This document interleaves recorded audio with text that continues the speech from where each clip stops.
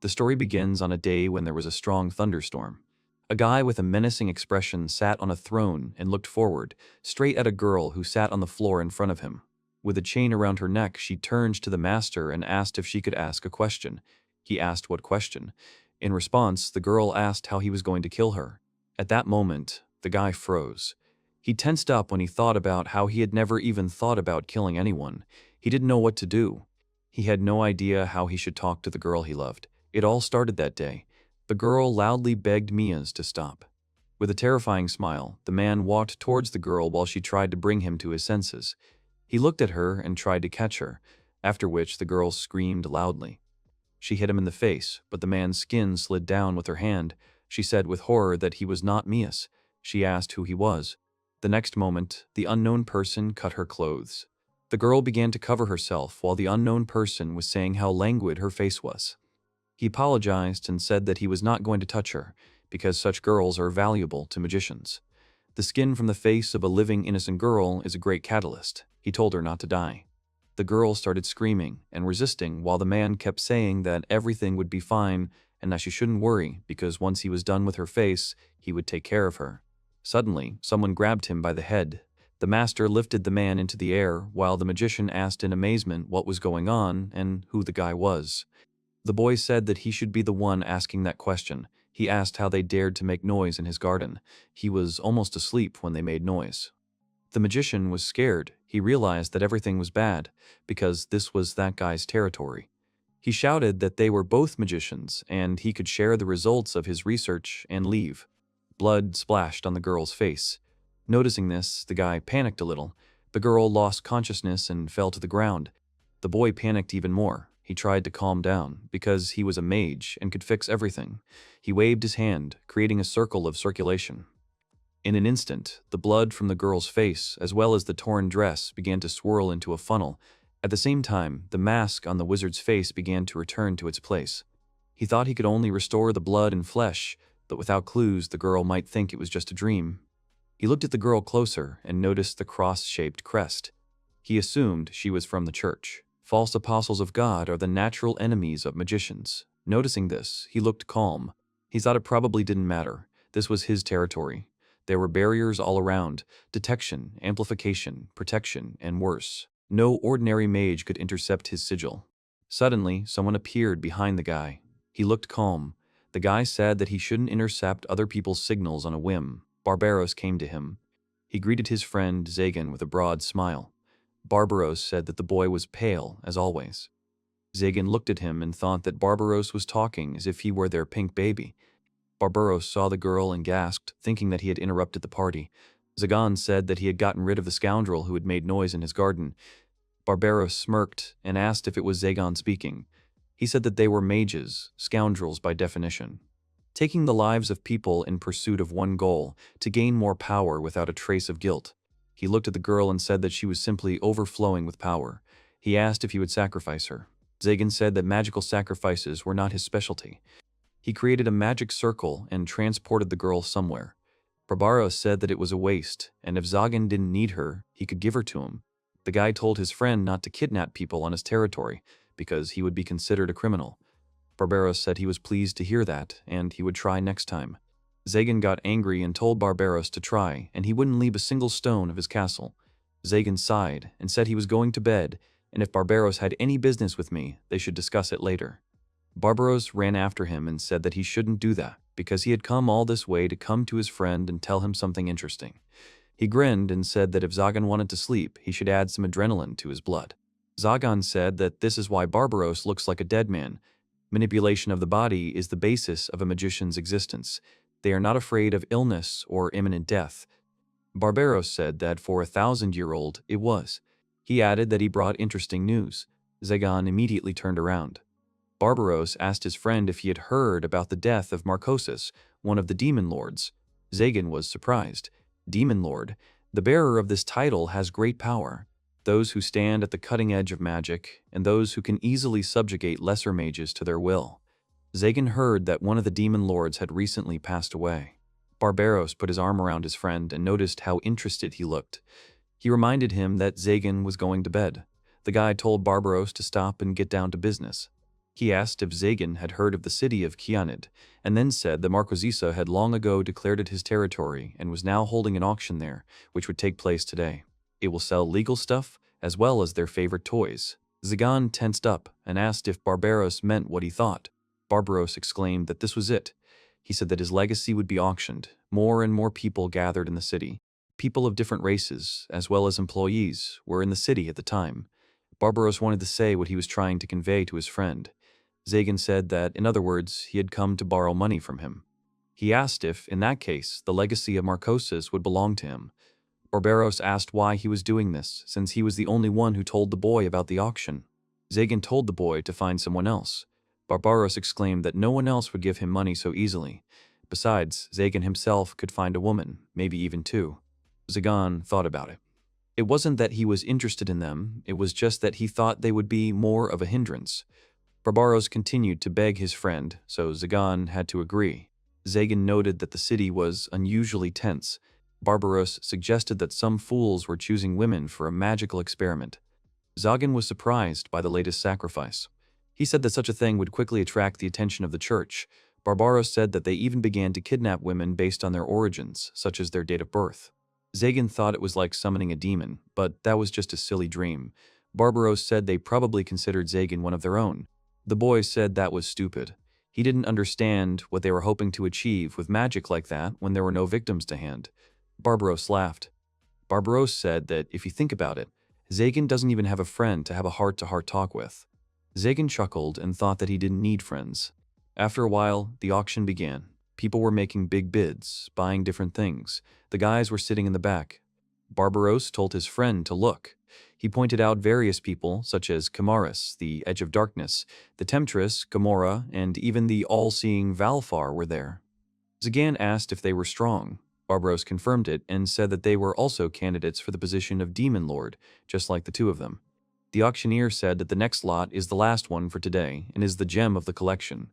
This item was originally intended for Marcosis, but due to his death, it is put up for sale.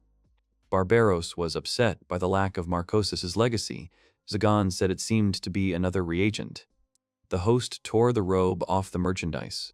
Underneath it was a cute girl. The host said that this was a legendary creature captured in the Holy Lands of Norden, an elf. Zagan was stunned when he saw her. The host said that this was a woman of the highest quality. She would be suitable not only as a ritual sacrifice, but also as a minister of carnal pleasures. He also noticed the girl's white hair. They can do whatever they want with it. There was no trickery or dye, and it's her natural hair color. He said you can start with 10,000. Suddenly, someone in the room said that he would take her for 1,000,000. Everyone turned to this person in shock. Barbaros looked at his friend in amazement. Zagan confidently said that he would give 1,000,000 in Curiot gold. The host thanked the guy and said that this was a very impressive price. Barbaros began to shout that even for an elf this was too much. But Zagan was enchanted.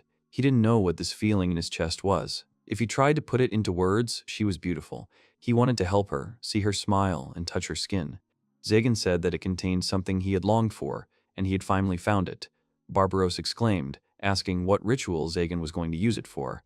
The guy glared at his friend, after which Barbaros turned pale. Zagan went down to the stage, where the host congratulated the guy, saying that he was becoming the owner of the white-haired elf. The girl silently looked at the floor. Zagan did not know what he should do and how to treat her. He did not understand whether she was okay or under someone's influence. The host asked if Zagan was feeling unwell. The guy noticed the chain on the girl's neck and asked what it was. The host said that this collar seals her magical powers. There's a chance she'll escape if Zagan takes it off, so he needs to be careful. The host said they don't even know how to take it off since it's a demon lord's relic. Zagan thought for a moment and asked if the girl was conscious. The host confirmed it. The elf was in her natural state after being captured. Moreover, her incredible power is so great that it is impossible to harm her with simple magic. Zagan said that he would take her word for it. The boy turned and said that it would be very sad if she couldn't make a sound in her sweet voice. He thought that the first thing to do was to talk to her. The whole room was horrified by Zagan. The elf just looked at him silently. Zagan didn't understand at all why everyone was reacting like that. And so they came to the point where the girl was asking how he would kill her. She said that if she knew, then she could prepare properly.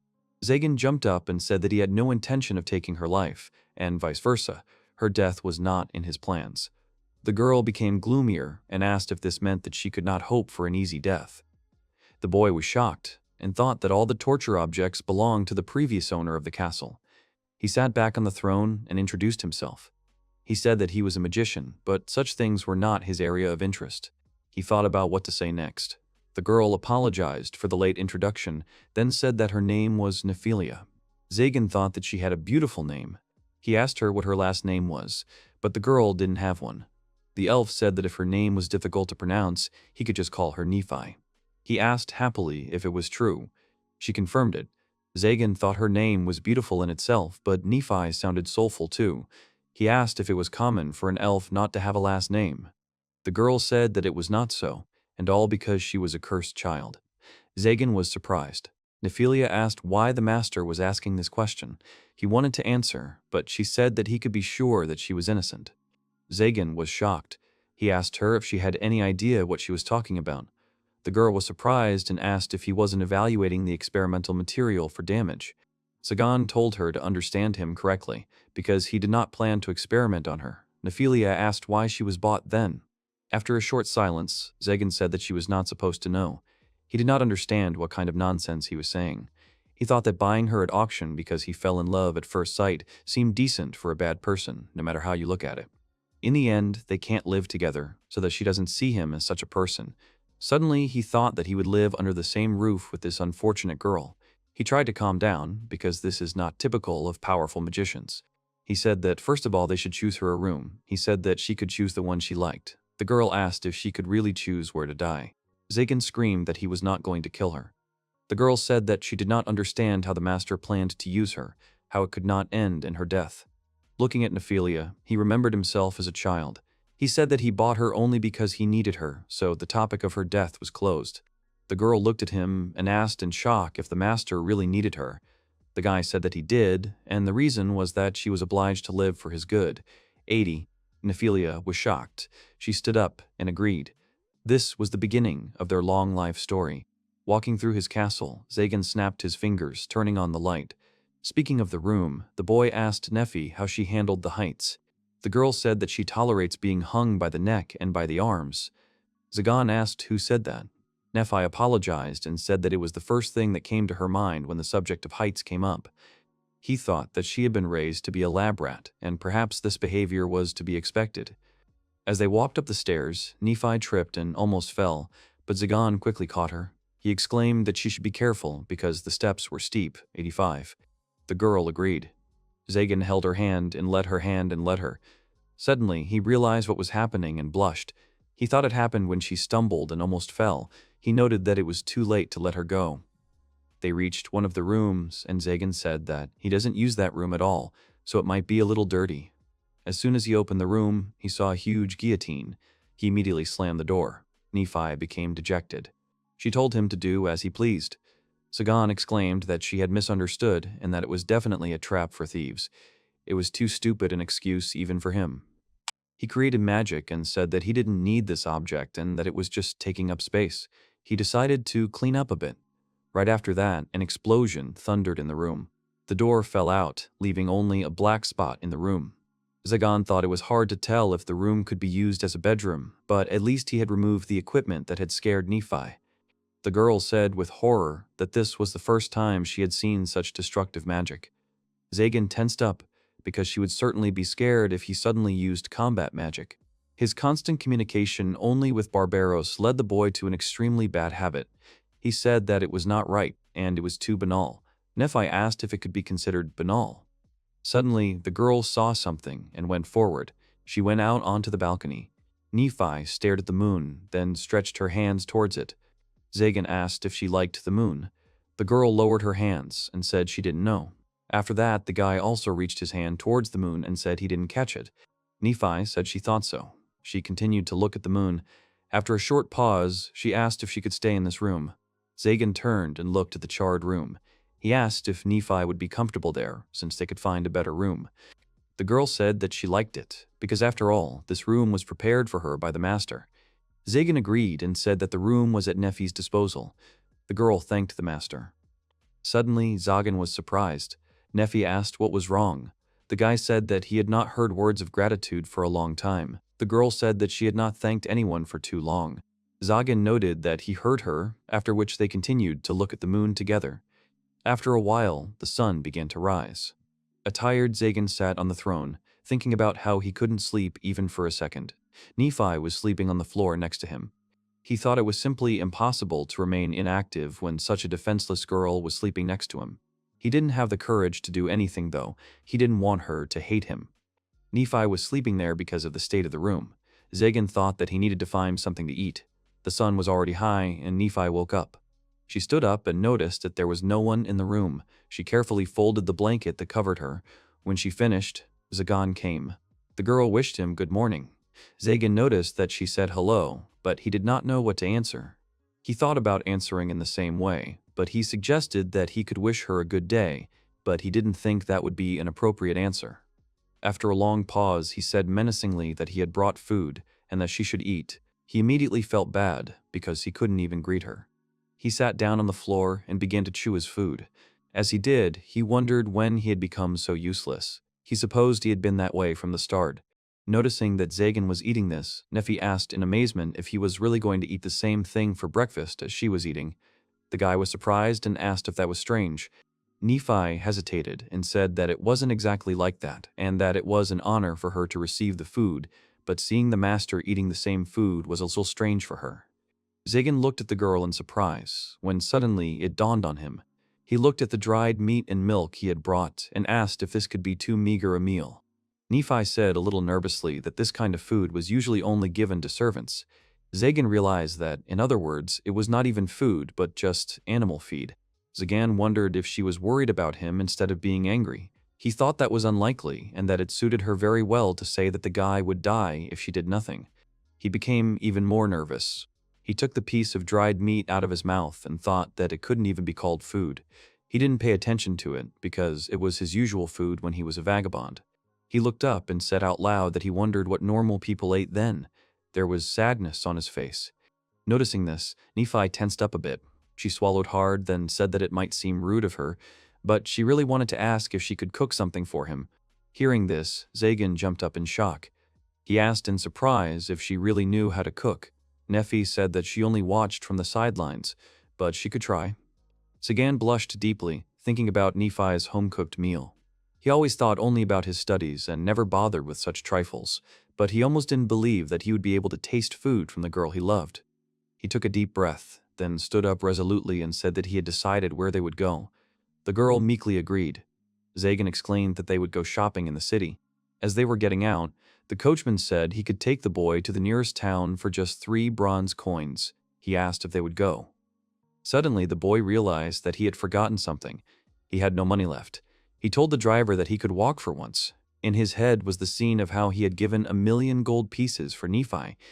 Zagan thought that he urgently needed to get money. Together, they walked along the road in the forest.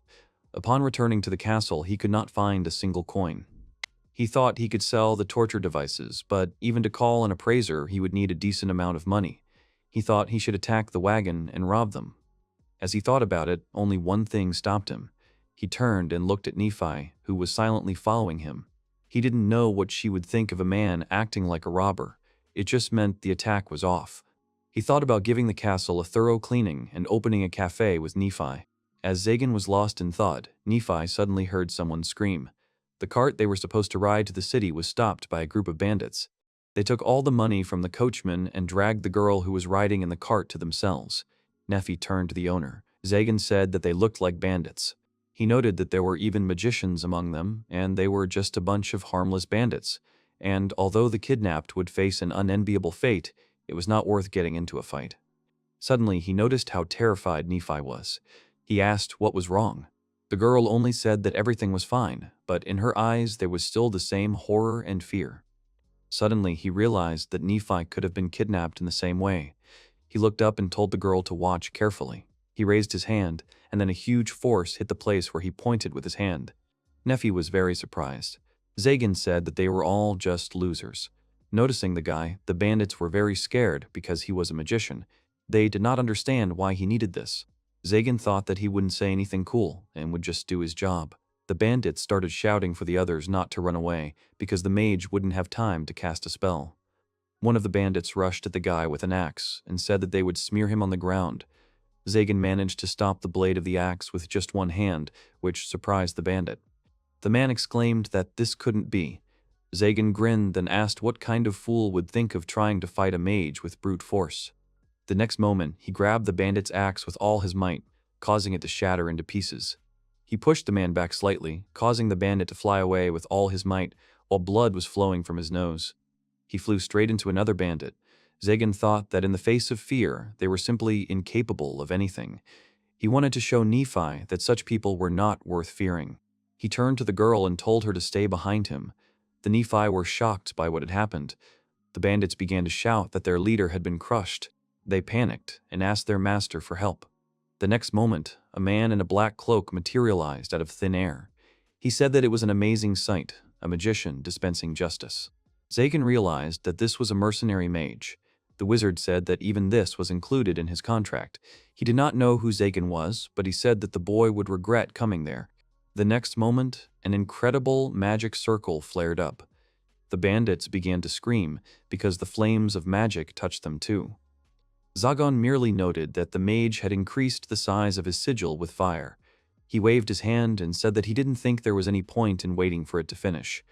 The mage exclaimed that Zagan was not bad, but he was still one step behind.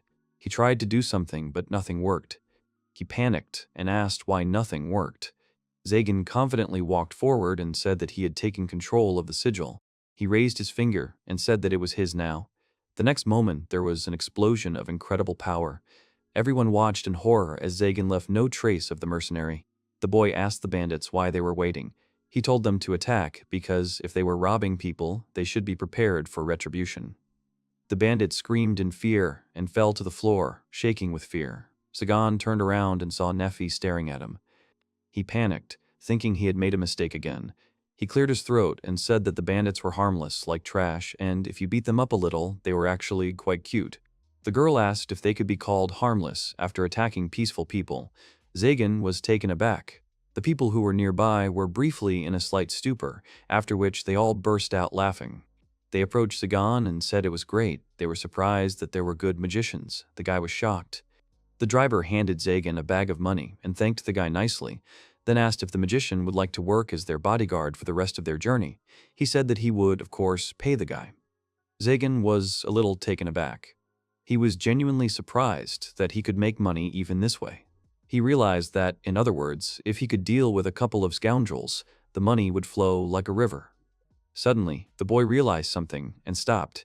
It dawned on him that the main villains are usually the magicians. He thought that this was quite interesting.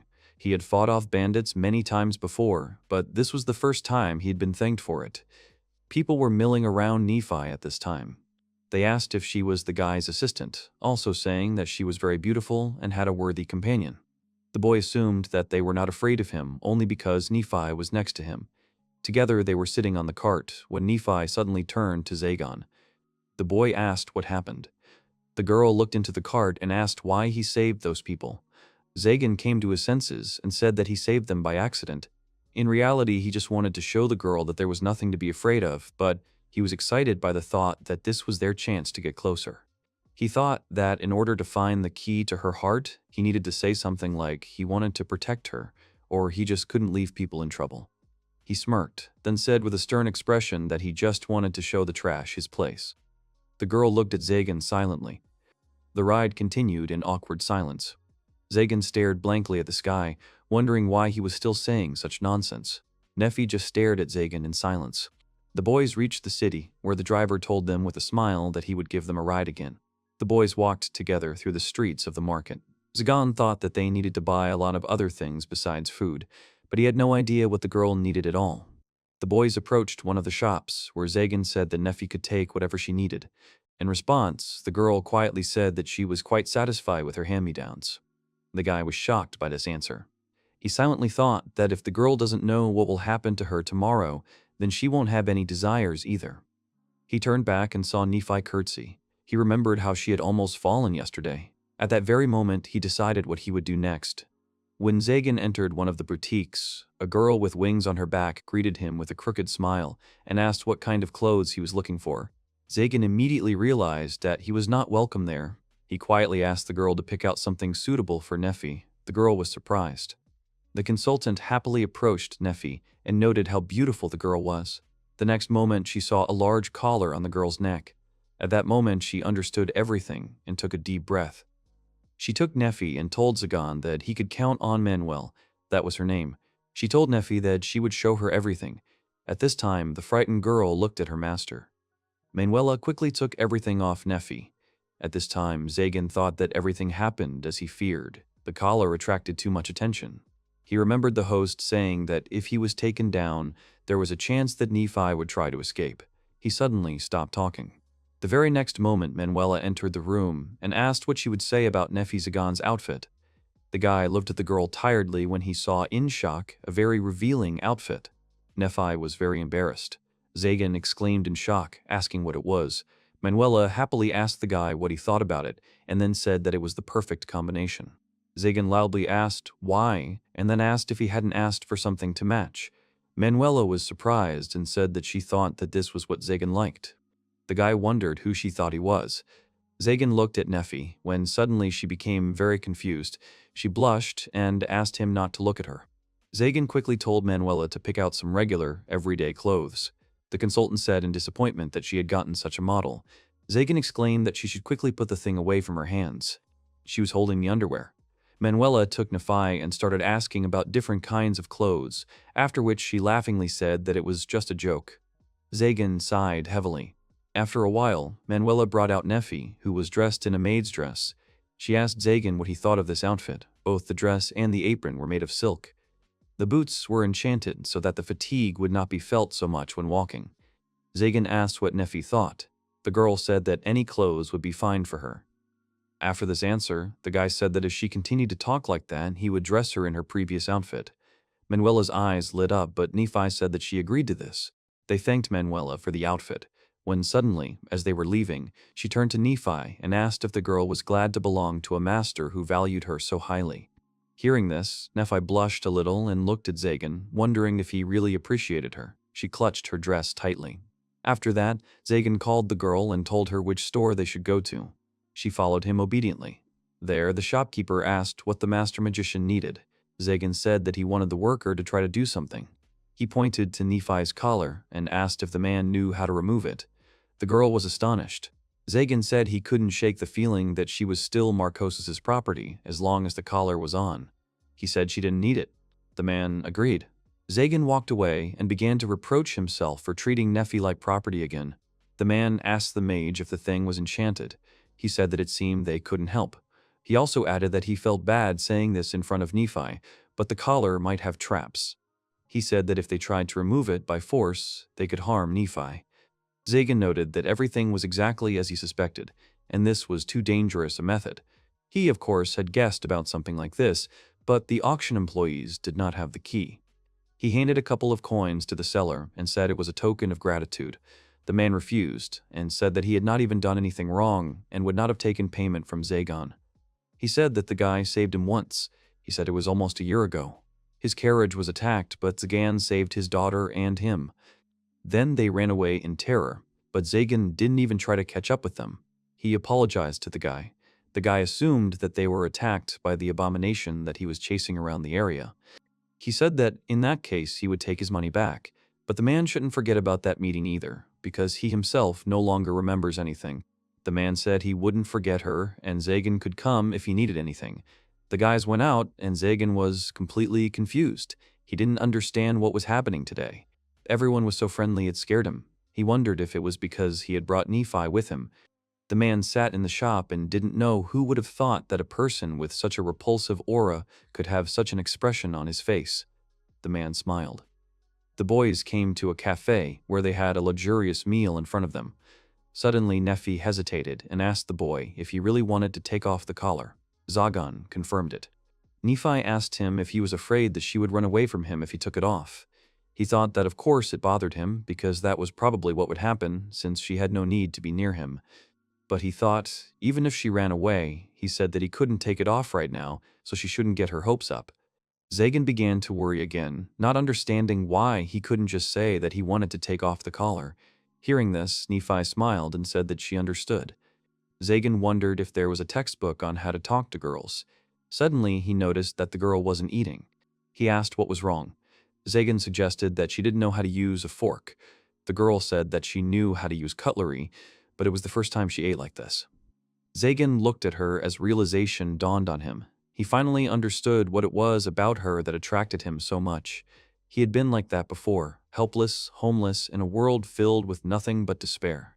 He started eating and said that if she liked the food, she should just eat it, because she had nothing to be embarrassed about there. She tried to answer, but he told her to eat. Then he added that the food was better than the jerky they had eaten that morning. The girl looked at the dish, then thanked him for the food. She tried to pick up a tomato with a fork, but she couldn't. Zagan looked at her silently, causing her to blush with shame. Suddenly, she saw a spoon on the table. She immediately took it and put the tomato in her mouth. She rolled it around in her mouth while Zagan just waited silently for her to start chewing.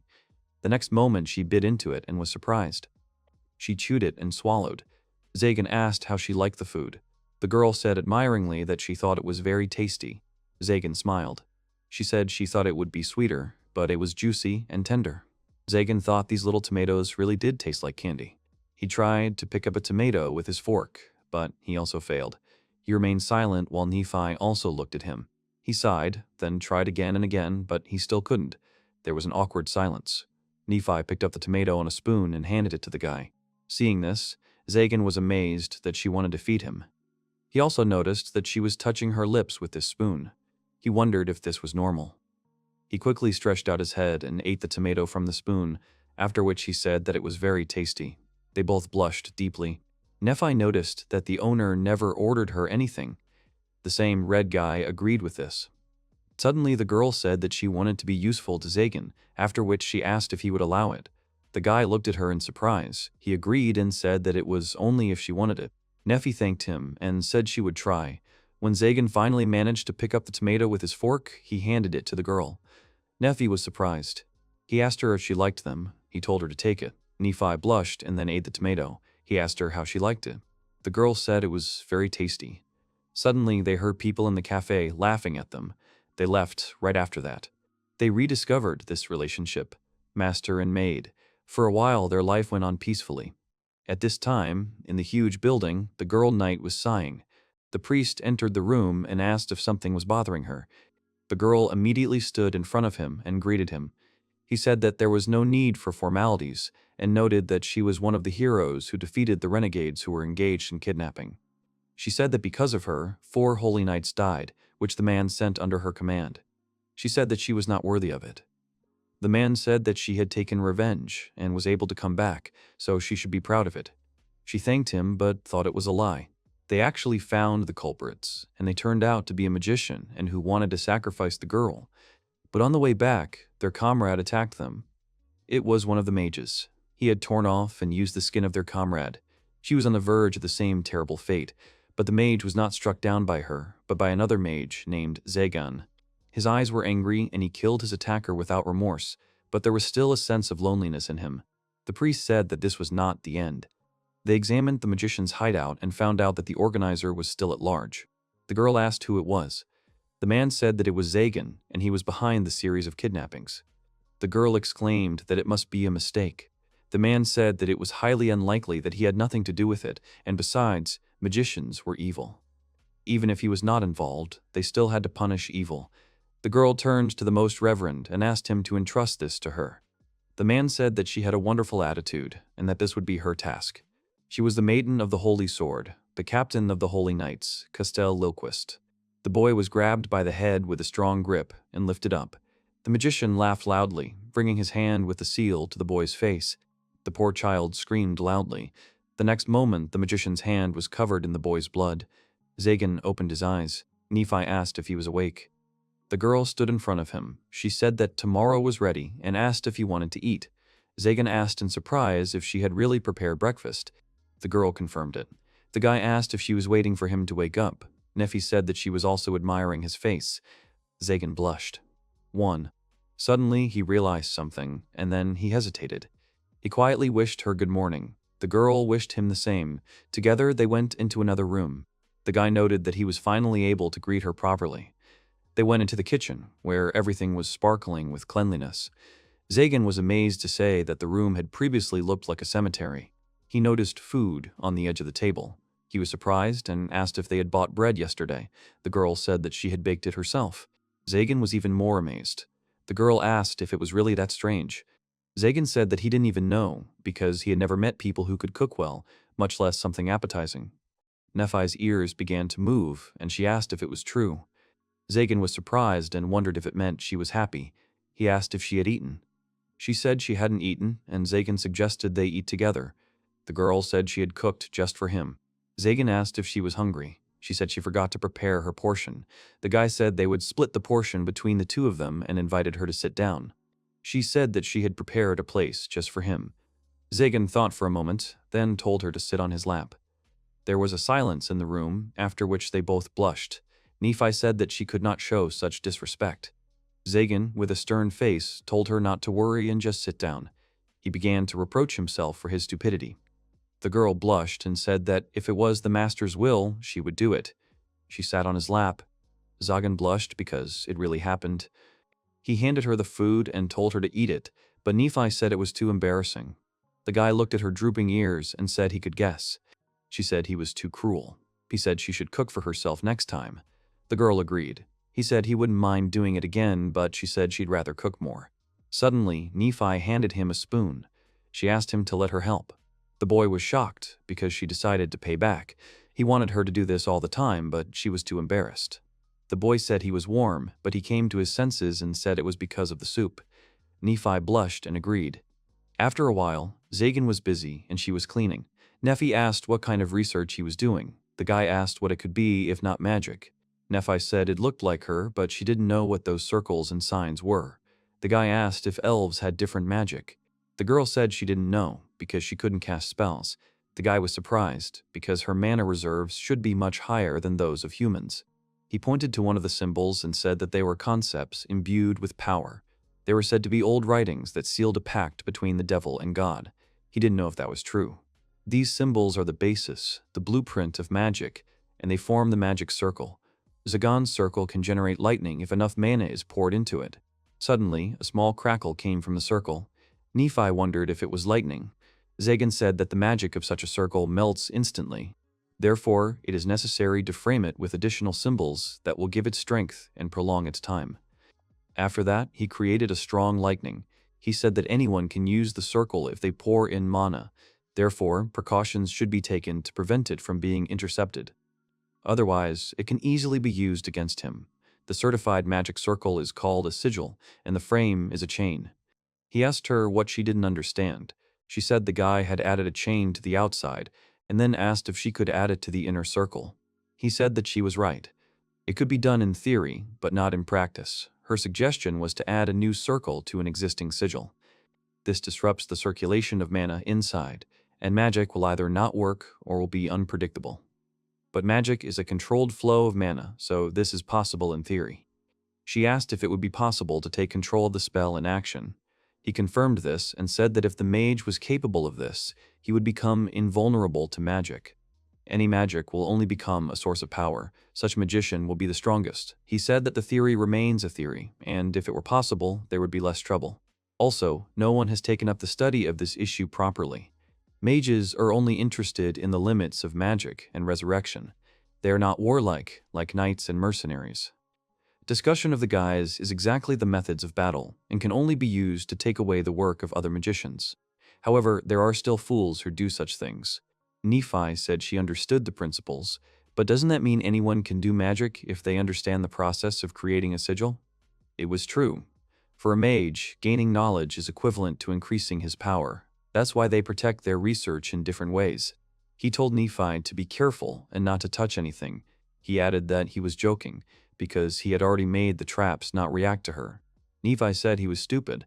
He asked why she was happy. Nephi asked how he knew. He thought her ears were showing everything. The girl said that it was the first time she had spoken to him for so long. Zagan thought that was true, and he always answered her in monosyllables. He said that magic was the only thing he had, and he was happy to talk about it.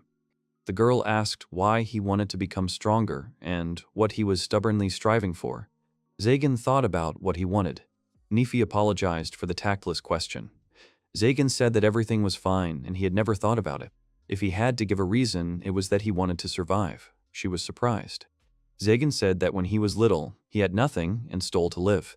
But one day, he was caught by a magician. Children are also used in sacrifices, and the magician tried to kill him, but Zagan fought back. Then he realized that he needed strength to live, so he wanted to become stronger. His goal was immortality and eternal youth. Nephi said she couldn't be that strong. Zagan wanted to offer her something about magic when he suddenly felt something. There were people at the castle's threshold. He said they had guests and he would meet them, and she should cook dinner. He told her to cook for both, because they would not be staying long. The knights were shocked that the main culprit was there. They walked in circles. Castell said it was a magical barrier. She told them to move away. She cut the barrier with her sword. Zagan stood before them. He wondered if the church didn't teach how to behave when visiting. She said she thought it was him. Zagan didn't recognize the girl. Nephi noticed that all the spices were moldy and they needed more. According to legend, 12 holy swords slew the demon king, the strongest heart of the church and a symbol of its power. They say that these precious swords themselves choose their owner, and one of them chose a 13-year-old girl who became the only female captain in the ranks of the Holy Knights. Zagan thought they had met before. He realized that she was the one who was almost killed near his house. If he had known she was a holy knight, he would not have let her go. Castell addressed him. Zagan said he was busy, then attacked them. They said that the mages were indeed cowards, since they attacked without warning. They told Castell that they would deal with him. Zagan suggested that they take their things and leave.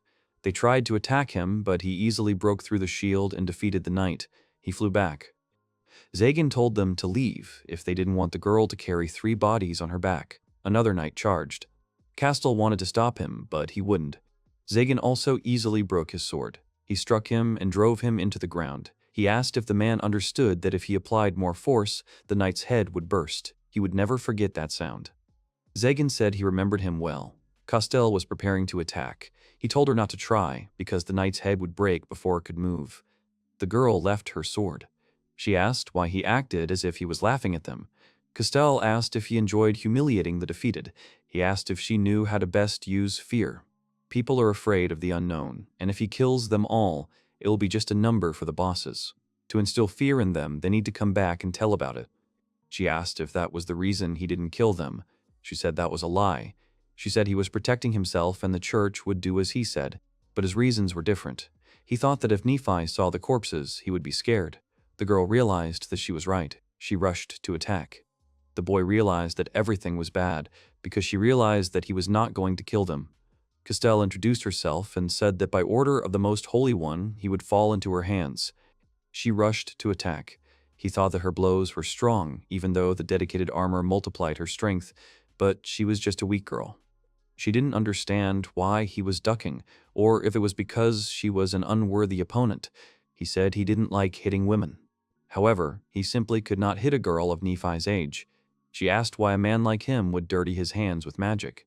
He asked if it was terrible. She said that magic was evil and was used to suppress people. The guy asked why the priest's power was needed.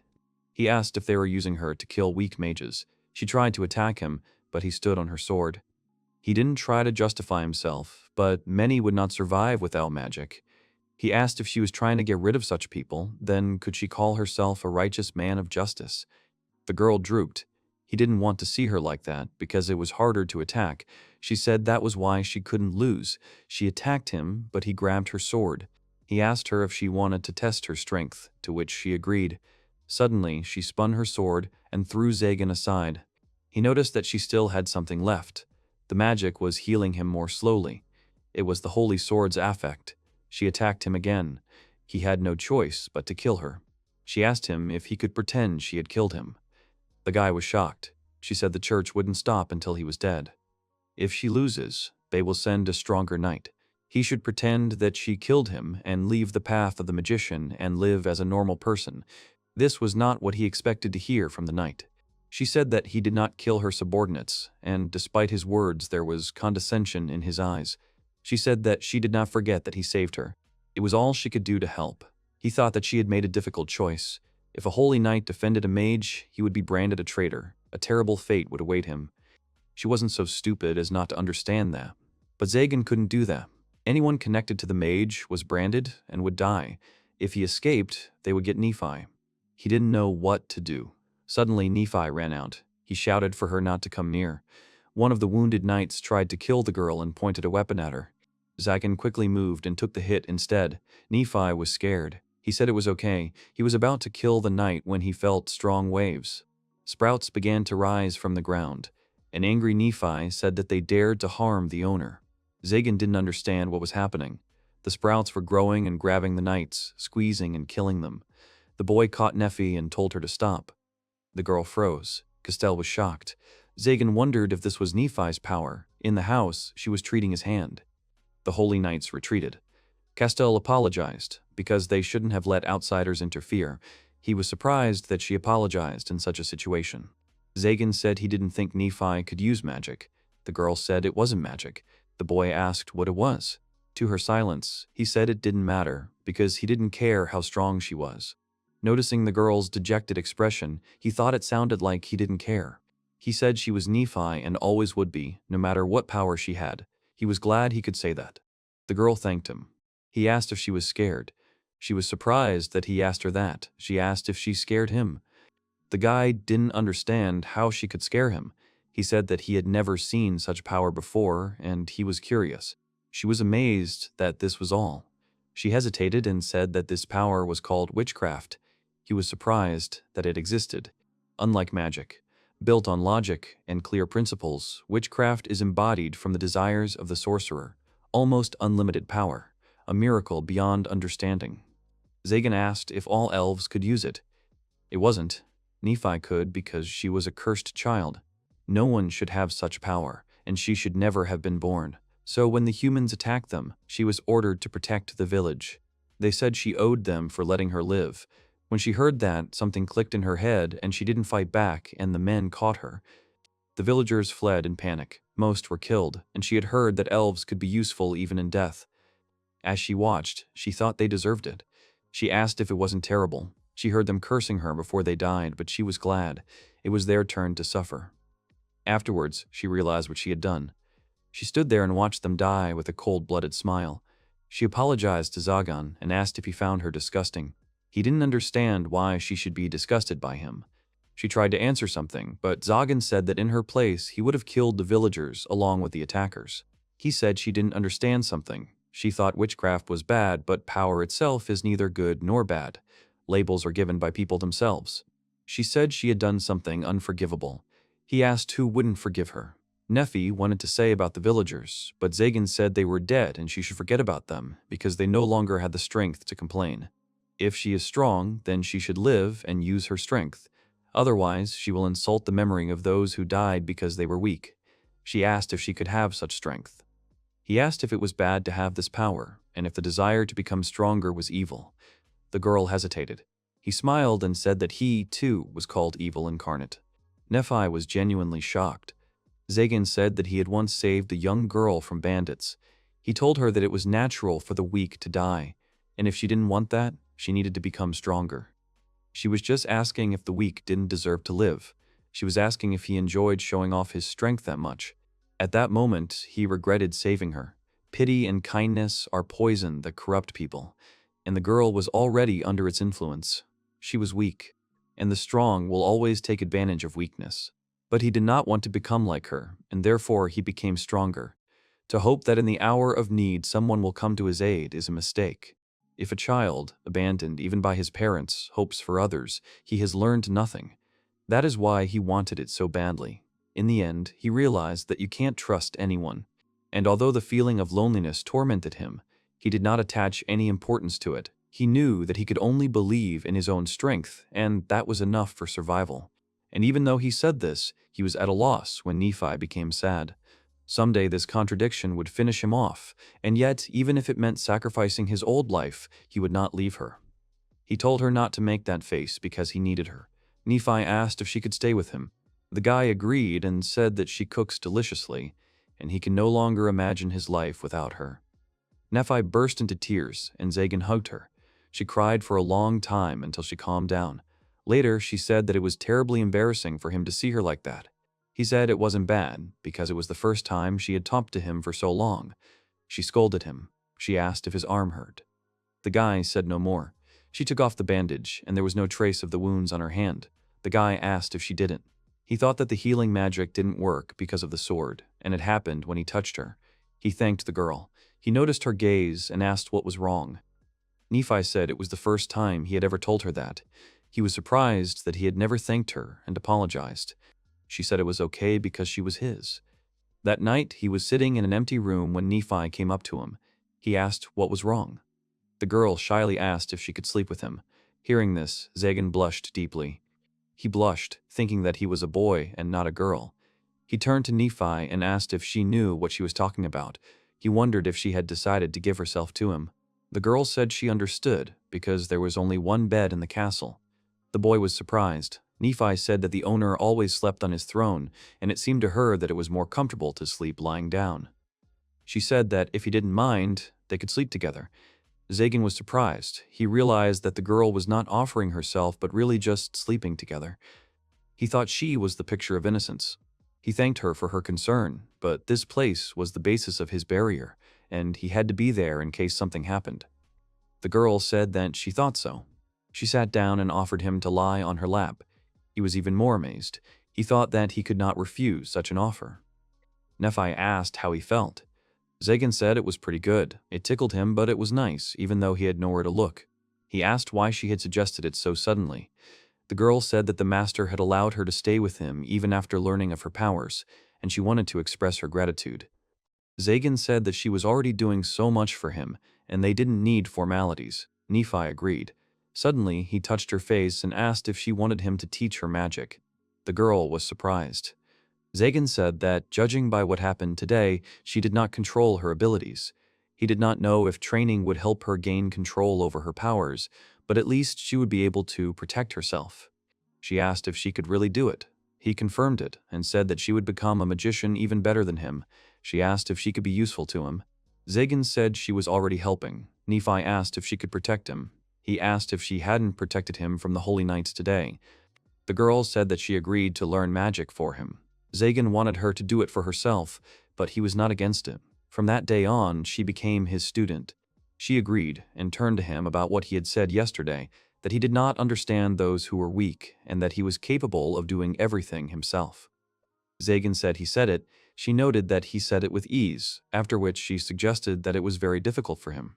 Zagan was taken aback. He asked her why she decided that. She didn't know the answer, but at the time he looked very sad. She hugged him and said that he is not evil and he rarely says anything, but she will never forget his kindness. The guy was shocked. He heard her, then closed his eyes. He thought that all this was not so bad. After a while, Barbaros came to the castle. Zagan was calmly drinking tea. Barbaros, worried, said he heard that his friend had been attacked by the Holy Knights. He asked if it was true. Zagan said he had no idea they would be so weak. Barbaros said that there was even a rumor that the owner of the Holy Sword was there. Zagan said that there was someone there. Barbaros asked if Zagan was saying that even the Holy Sword Maiden was no match for him. The boy said that she was quite strong and that she was able to break the castle's barrier. Barbaros was given tea and told to add sugar and milk as desired. He thanked the servant, but was shocked to see Nephi. He poured the tea. Zagan caught the drink with magic. Barbaros asked if it was the elf. Zagan confirmed it was. Barbaros was surprised that Zagan had not yet sacrificed her, and in exchange for her life, she became his maid. Zagan told Barbaros not to compare him to himself, because Nephi was his student. Barbaros was even more shocked. Zagan said that there was magic that he alone could not handle, and he was sure that Nephi would be useful to him. The girl thanked him for these words. Barbaros took the tea and noted that in tandem with the elf, Zagan could use almost any magic. He had never thought that it could be used like that. Zagan thought their speeches were similar, but he didn't like the mention of Nephi as a tool. Barbaros asked if this meant that the elf helped him defeat the Holy Knights. Zagan said that it was due to Nephi's power. Barbaros asked if that meant that the situation in the courtyard was her doing. He asked if Zagan really wanted to become a demon lord. The boy wondered if he became a demon lord, would the mages leave Nephi alone? He didn't want the throne, but if he could get that, he wasn't sure. He asked if there was any reason for him not to do so.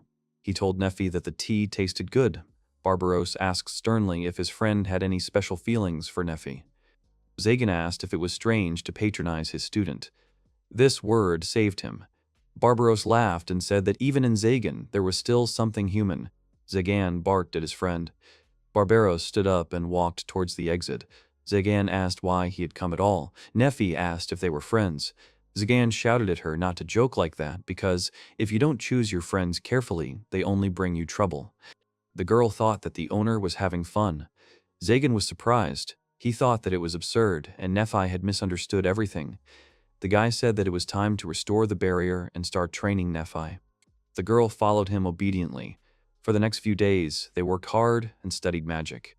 Zagan taught Nephi the basics of magic. She had reached a level where she could use magic if she didn't have that collar on. As for witchcraft, she still hadn't mastered it. And so, in the blink of an eye, half a month had already passed since Zagan bought Nephi. While cleaning the mansion, the girl suddenly heard a lightning bolt. She looked outside and saw Zagan standing in a field while a huge black bird hovered right above him. The boy said suspiciously that this was very unexpected. By this time, frightened Nephi had already gone out into the yard. The bird handed the boy a small envelope. Nephi asked what it was. Zagan said it was an invitation from the 12 lords. Kionid, a thriving and bustling city, crisscrossed by a network of canals used to transport goods.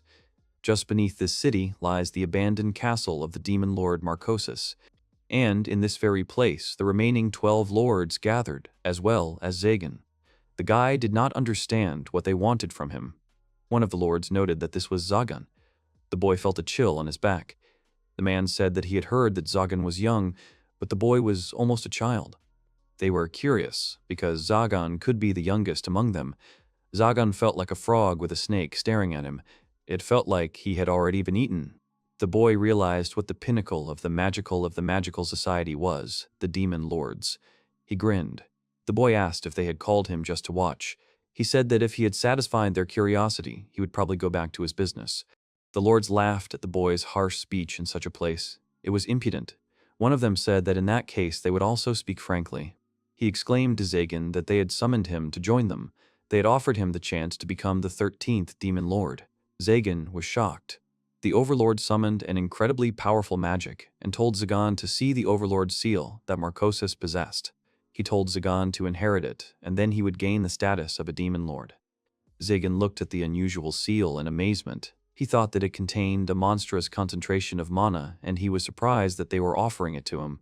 He thought that demon lord was just a title, but such power was emanating from everyone present at the meeting. He suddenly realized that a mere mage would not stand a chance against lords who possessed such power. Suddenly, one of them, still smiling, asked if something was wrong, and Zagan wanted to refuse. The guy smiled and said that he was simply flattered because there were many magicians much stronger than him. He didn't understand why him. The Lord said it was an obvious question. He said that Zagan's strength was indeed weak, and yet no mage could defeat him. Zagan chuckled to himself. The Overlord had stated that Andras the Disturber was the first one the boy had killed. He was far from weak, but Zagan had managed to defeat him. He was also able to take over Andras's legacy. An 8-year-old child managed to kill a mage, and one with a title at that. They said that the boy was able to learn the spell after seeing it just once. Moreover, after seeing it just once, he was able to understand the essence and structure of magic. This was the source of Zagan's power. The boy realized that they already knew about his little secret. The Lord said that this was truly wonderful magic, and at the same time it was terrible and disgusting. Whatever Zagan wished for would be his, and no one would stop it. Anyone the boy didn't want to kill would die, and no one would be able to resist. If Zagan tried to take someone else's power, the mages would have to give it to him without a trace. They said that this was truly the power of a tyrant, power befitting the title of Demon Lord. Zagan became stern. They said that one day he would become the most powerful mage in history, and therefore, even though he is weak now, he will still take a risk, and they will give him the title of ruler. Everything was for the development of his potential and for the future of magic. Zagan turned away and said that if those words were true, he didn't understand what was stopping him from taking their power right now. Suddenly, a strong pressure rose in the room. The lords confirmed this, but said that they were warning the boy because perhaps he would lose more than he would gain from them. Zagan turned pale, and an image of Nephi appeared before his eyes. They said that the Lord's revenge is not a threat of violence. They will take everything. His property, his loved ones, even his name. They will destroy his very existence. This was what awaited Zagan. This was what he had to be prepared to go against. Peace and tranquility would become a dream, and above him would be an abyss beyond the capabilities of magic. This is the world he is about to enter. Zagan turned even paler. He thought it was too late. When he became a mage, or even before, when he had to become a mage because there was no other choice. Even then, he had lost hope for a quiet life. For a magician, there are only two paths, to reach the top or to rot on the road to it, and he had been walking along it for a long time. He introduced Nephi again. He didn't know if he could pull her into this world with him. The Lord said they were waiting for the boy's answer. Zagan said there was something else he needed, and his answer depended on whether he got it. The Overlord agreed and said Zagan was free to do whatever he wanted with it. The boy extended his hand and said that in that case he accepted their offer, and he would become the Demon Lord. Suddenly, a concentrated energy reached out to him. The Lord said that they should welcome their new comrade, the mage Zagan. They would bestow upon him a title, and from now on he would have a new rank. At this time, Nephi was cleaning the castle when she suddenly heard someone return. She immediately came out and greeted the owner happily, saying that she had cooked lamb stew today. Suddenly, the girl began to worry. She saw that Zagan was too serious. The tense girl asked him if something was wrong.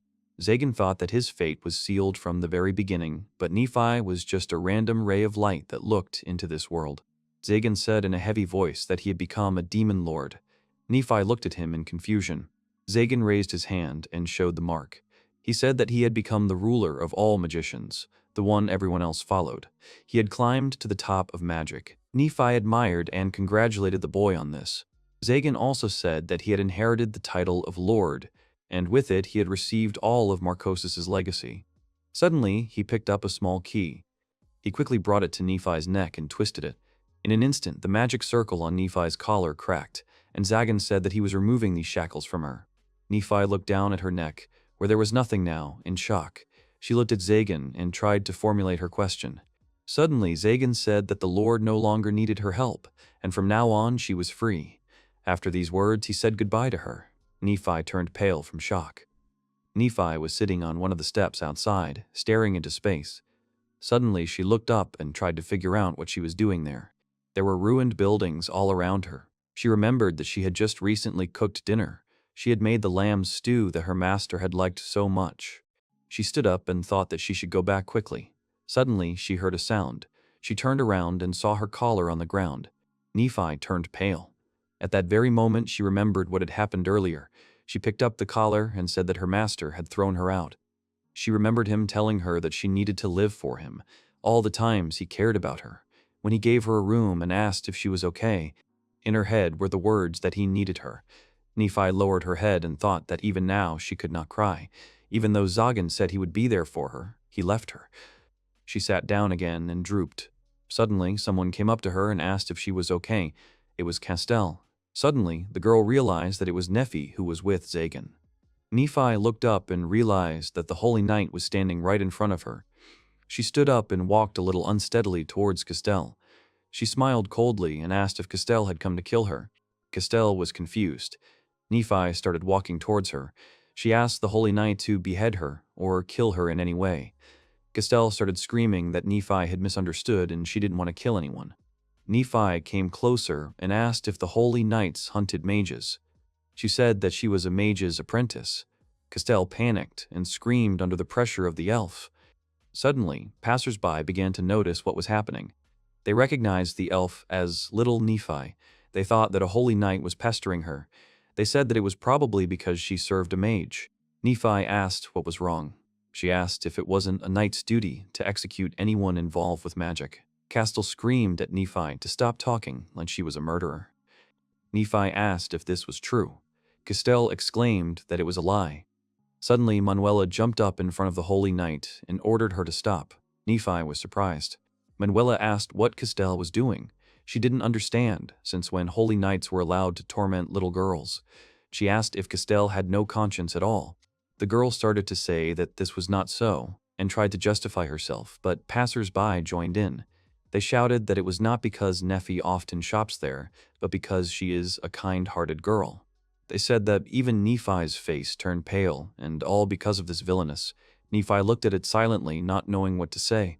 Castell couldn't say anything either. The crowd was shouting at her to go away. They were saying that she was a monster, and not to come back. On her knees, Castell tried to say something to the angry crowd. Suddenly Nephi intervened and said that the night had done nothing to her. The crowd froze. They asked why Nephi was so pale. Castell, who was sitting on the floor, couldn't take it anymore and started shaking. She started crying loudly and reminded that she had already said that she just thought Nephi needed help and she wanted to help her. Manuela felt awkward as Castell cried nonstop. After a while, they stopped at a tavern where Castell apologized for such an unsightly behavior. There was silence. Manuela asked if she really hadn't done anything to Nephi. Castell asked how many times she could repeat that. The girl asked if Castell had done anything before. The girl said she was doing her duty. Manuela said Castell was using duty to hurt people. Castell started crying again. Nephi said it was okay because everything worked out. Manuela asked if that was true. Nephi said that the master had been hurt by another man, and he had learned his lesson. Castell remembered that the man was now afraid of trees. Manuela asked what Castell did then, and if she carried things.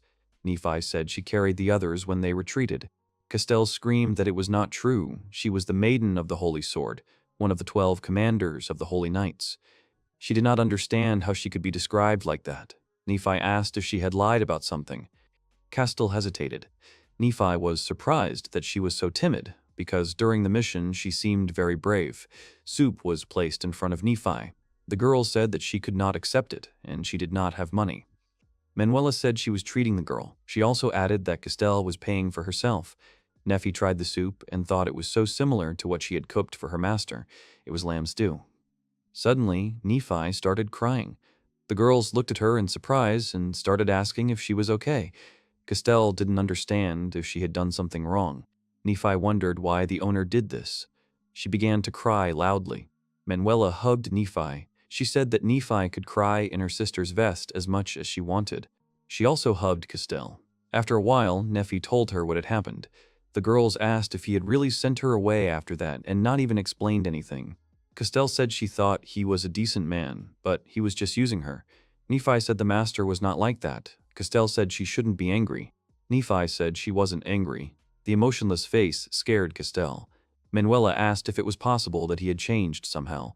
She asked if Nephi had noticed anything before he sent her away.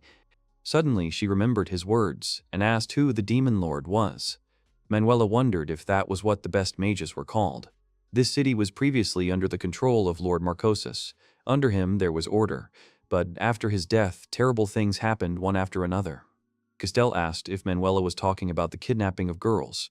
The girl confirmed this and said that he had apparently already been caught by the church servants. Castell fell silent. Nephi said that the townspeople were not very kind to the church. Manuela said that it was because they demanded huge sums for any help. All the while, she was looking at Castell. Nephi said that it wasn't Castell who was running this gathering, and she didn't think she was to blame. Castell said that Nephi was very kind, and she understood why he wanted her around. She said that the church calls the lords the embodiment of evil and says that they must destroy them, even at the cost of their lives. But for every 12 holy sword wielders, there are 13 lords. Even if each of them takes one with them, they will still stand. And if a new demon lord appears, the church will do everything in its power to kill him before he accumulates enough power. In addition to this, other mages also want this title. Nephi thought that this could end in bloodshed. She assumed that this could be the reason. Castell said that she wanted to ask Nephi for something. She asked if Nephi had seen other mages accompany Zagan, or if he had kidnapped people and performed sacrifices. Nephi said that had not happened. Although the owner does not show it, he is very concerned about the weak. Even when he took the cart away from the bandits, he said that he did it only because he could not stand them. But he probably said it to calm Nephi down. Castell said she was right. Like Nephi said, when they fought, he didn't fight with all his strength because she was a woman. She was ashamed to admit it. Manuela laughed and asked if the maiden had really fallen in love. Castell blushed and asked what nonsense, since that was not what she was getting at. She said that when they first met, he looked like a man who needed help. Nephi was surprised. Castell said that even if he doesn't admit it himself and tries to hide his feelings, he is looking for reciprocity and warmth. She couldn't describe it, but Nephi understood everything. It was when he talked about the past. Nephi noticed that she was not the only one who understood his feelings. She felt jealous, but she was glad. The master really was as she knew him. He would not throw her out because she was useless. She said she wanted to go back to him. Manuela panicked. Nephi said the master was strong and would not lose, but that did not mean he could not be hurt. No one should be left alone for long. She wanted to be his support and support. Castell said she would help as much as she could. Nephi asked if she wanted to fight him. Castell said that she didn't, and that some mage was committing crimes under the name of Zagan. She couldn't help directly, but she could get rid of the stain on her reputation. They asked if knights were enemies of mages. Castell confirmed this, and said that he had already saved her twice, and she had never paid him. Manuela said that since they had come to their senses, they would finish. She told the waitress that Castell would pay for everything. The girl screamed that even, but she didn't order it. Manuela said she was joking. Nephi asked why Manuela was so kind to her. The girl asked if they weren't friends. Nephi was surprised. She said no one had ever called her that before. Manuela hugged her and said that she would be her first friend and that they would be fine. Nephi agreed. Castell raised her hand and asked if she could consider her a friend too. Manuela asked if a knight could be friends with a magician. The girl was afraid to say anything again. Manuela hugged them with her wings and asked if she could make fun of her like that if they were not friends. Castell asked if this was part of friendship. Suddenly someone called the knight. They saw Castell and did not understand what was happening. Nephi recognized the people who had hurt the master, and Castell thought things would get more complicated. Manuela asked if they had hurt Zagan, and then said she didn't like the church. They didn't understand why Manuela was so hostile to the church, while Castell said she didn't plan to do anything bad. Suddenly, they were enveloped in a dark energy. Someone said that friendship is beautiful. The stranger grabbed Nephi and Castell. The knight pushed Manuela away. The stranger said that one was gone, but everything was fine.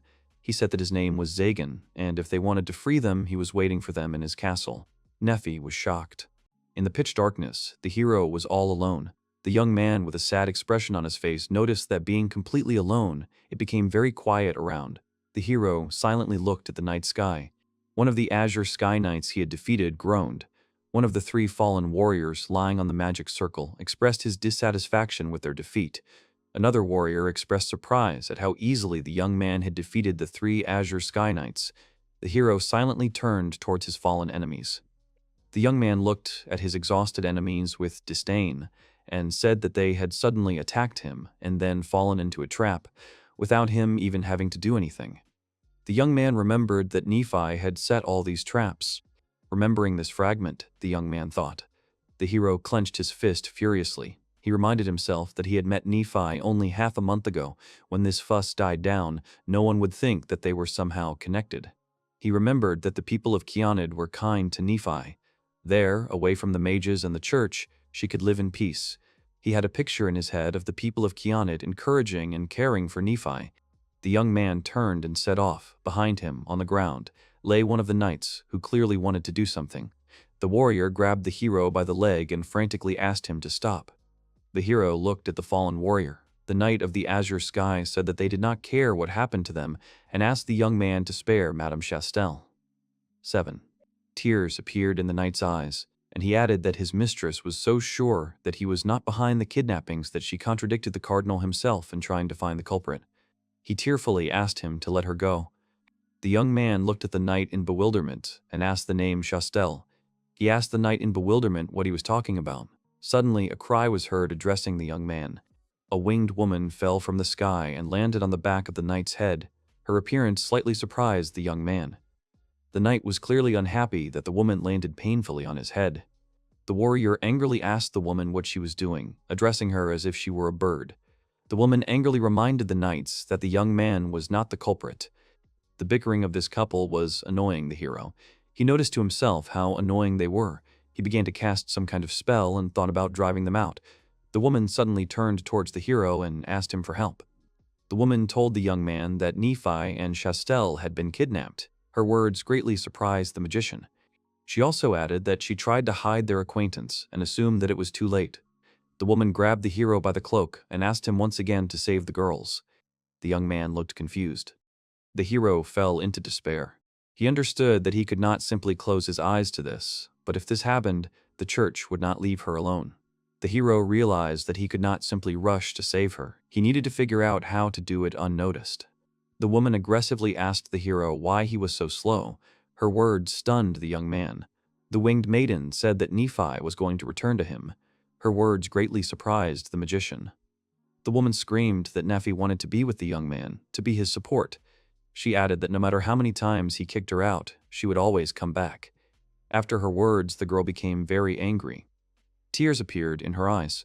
She asked the young man if mages were really so insensitive that he didn't care about her. She slammed her fists on the hero's chest and angrily asked why the hell he was so kind to her. The young man felt pain. The hero realized that this pain was much more painful than any wound he had. He saw a tearful and very upset winged girl in front of him. The young man wondered if Nephi wanted to come back to him after everything he had told her. Remembering the old days with Nephi, the hero realized that he already knew that despite her ears giving her away, Nephi had special feelings for such a vile villain as he. The magician lowered his head in disappointment. The young man thanked the girl because her words brought him to his senses. The girl with wings was very surprised by his words. After that, the hero confirmed her words and agreed that the mages are a rabble. He added that they only think about themselves, the rest are nothing more than tools for them. He completed his speech by saying that the mages can take their lives without blinking an eye. The young man clenched his fist and said that they, magicians, should think only about their own benefit. The hero turned around in an epic manner and added that Nephi belonged to him, and the idiot who touched her would be punished. He added that he would have to get his hands dirty, but mages were sinful creatures anyway. If he had to use the power and authority of the Lord to protect her, then so be it. His words struck the winged maiden. After these words, the magician conjured a large magic circle on the ground. He turned to the girl arrogantly and said that he would save Nephi. The hero asked the girl if she would go with him. The girl confidently answered that she would go with him because Nephi was her friend. The young man was a little happy about her words. 3 knights grabbed the young man and asked him to take them with him and take them to Madame Chastel. Their actions greatly surprised the magician and the winged maiden. The young man agreed to take them with him, but only if they took their dirty hands off him. The woman noted with confusion that the girls had been kidnapped by some shadow, and she didn't even know where they were. The magician calmly replied that there was nothing to worry about. The young man added that he knew who was behind it. After this, he added that magicians are indeed incorrigible. Meanwhile, in the cave, the kidnapped girls were chained to the wall. Nephi looked rather exhausted. Chastel turned sharply towards the girl and asked her how she felt. Nephi realized that she was handcuffed. Looking at the shackles, she realized that there was a magic suppressing power in these chains. She grabbed her collar with her hands and noticed that the power in this collar was not as sophisticated as the one she had before, but it was still not strong enough. Looking at the chains that bound her, she tried to use magic, but it didn't work. After that, a knock was heard from the other end of the cave, which immediately caught the girl's attention. A stomping sound came from the dark corridor. The stranger's footsteps alerted the girls. Nephi looked contemptuously at the person who came out of the dark part of the cave and said that she thought he was a friend of the owner. Mr. Barbaros stood arrogantly in front of the girls. He was surprised by the girls' words. He replied that he would never have thought that someone would think of something like that when they saw a couple of magicians. The villain quickly grabbed Nephi by the neck and pulled him towards himself. He looked haughtily at the angry Nephi and asked if she had ever heard of Andros, the troublemaker. The magician held the girl's chin in his hand. Barbaros added that Andros was the first mage that Zagan killed, and he was his student. As he spoke these words to the girl, he remembered seeing the decayed corpse of his teacher. His words shocked the girl. Barbaros smiled slyly and hoped that the girl would not misunderstand him. He said that avenging a teacher is not in the spirit of magicians. Barbaros's eyes filled with madness, and the magician told the girl that he himself would have killed him someday if Zagan had not done it. The magician let the girl go. After that, Barbaros added that the castle that Zagan now owned, the money he bought her with, and even his knowledge, all of this was supposed to be his. The magician exhaled and noted that he couldn't just give up and accept it. Barbaros assumed a thoughtful expression and said that at first he had tried to set the church on him, but that had not worked. He added that his subordinates were too easy to find, and the subordinate he had sent to Zagan he had easily eliminated. His words greatly surprised Chastel. The girl, horrified, asked Barbaros if she was behind all these kidnappings. Barbaros looked at the girl and asked if she had only just realized this. His words angered Chastel. Chastel asked in a rage if he had done these terrible things just to frame him. Barbaros pressed his hand hard against the wall where the girl was chained. He approached the girl and arrogantly said that she was mistaken.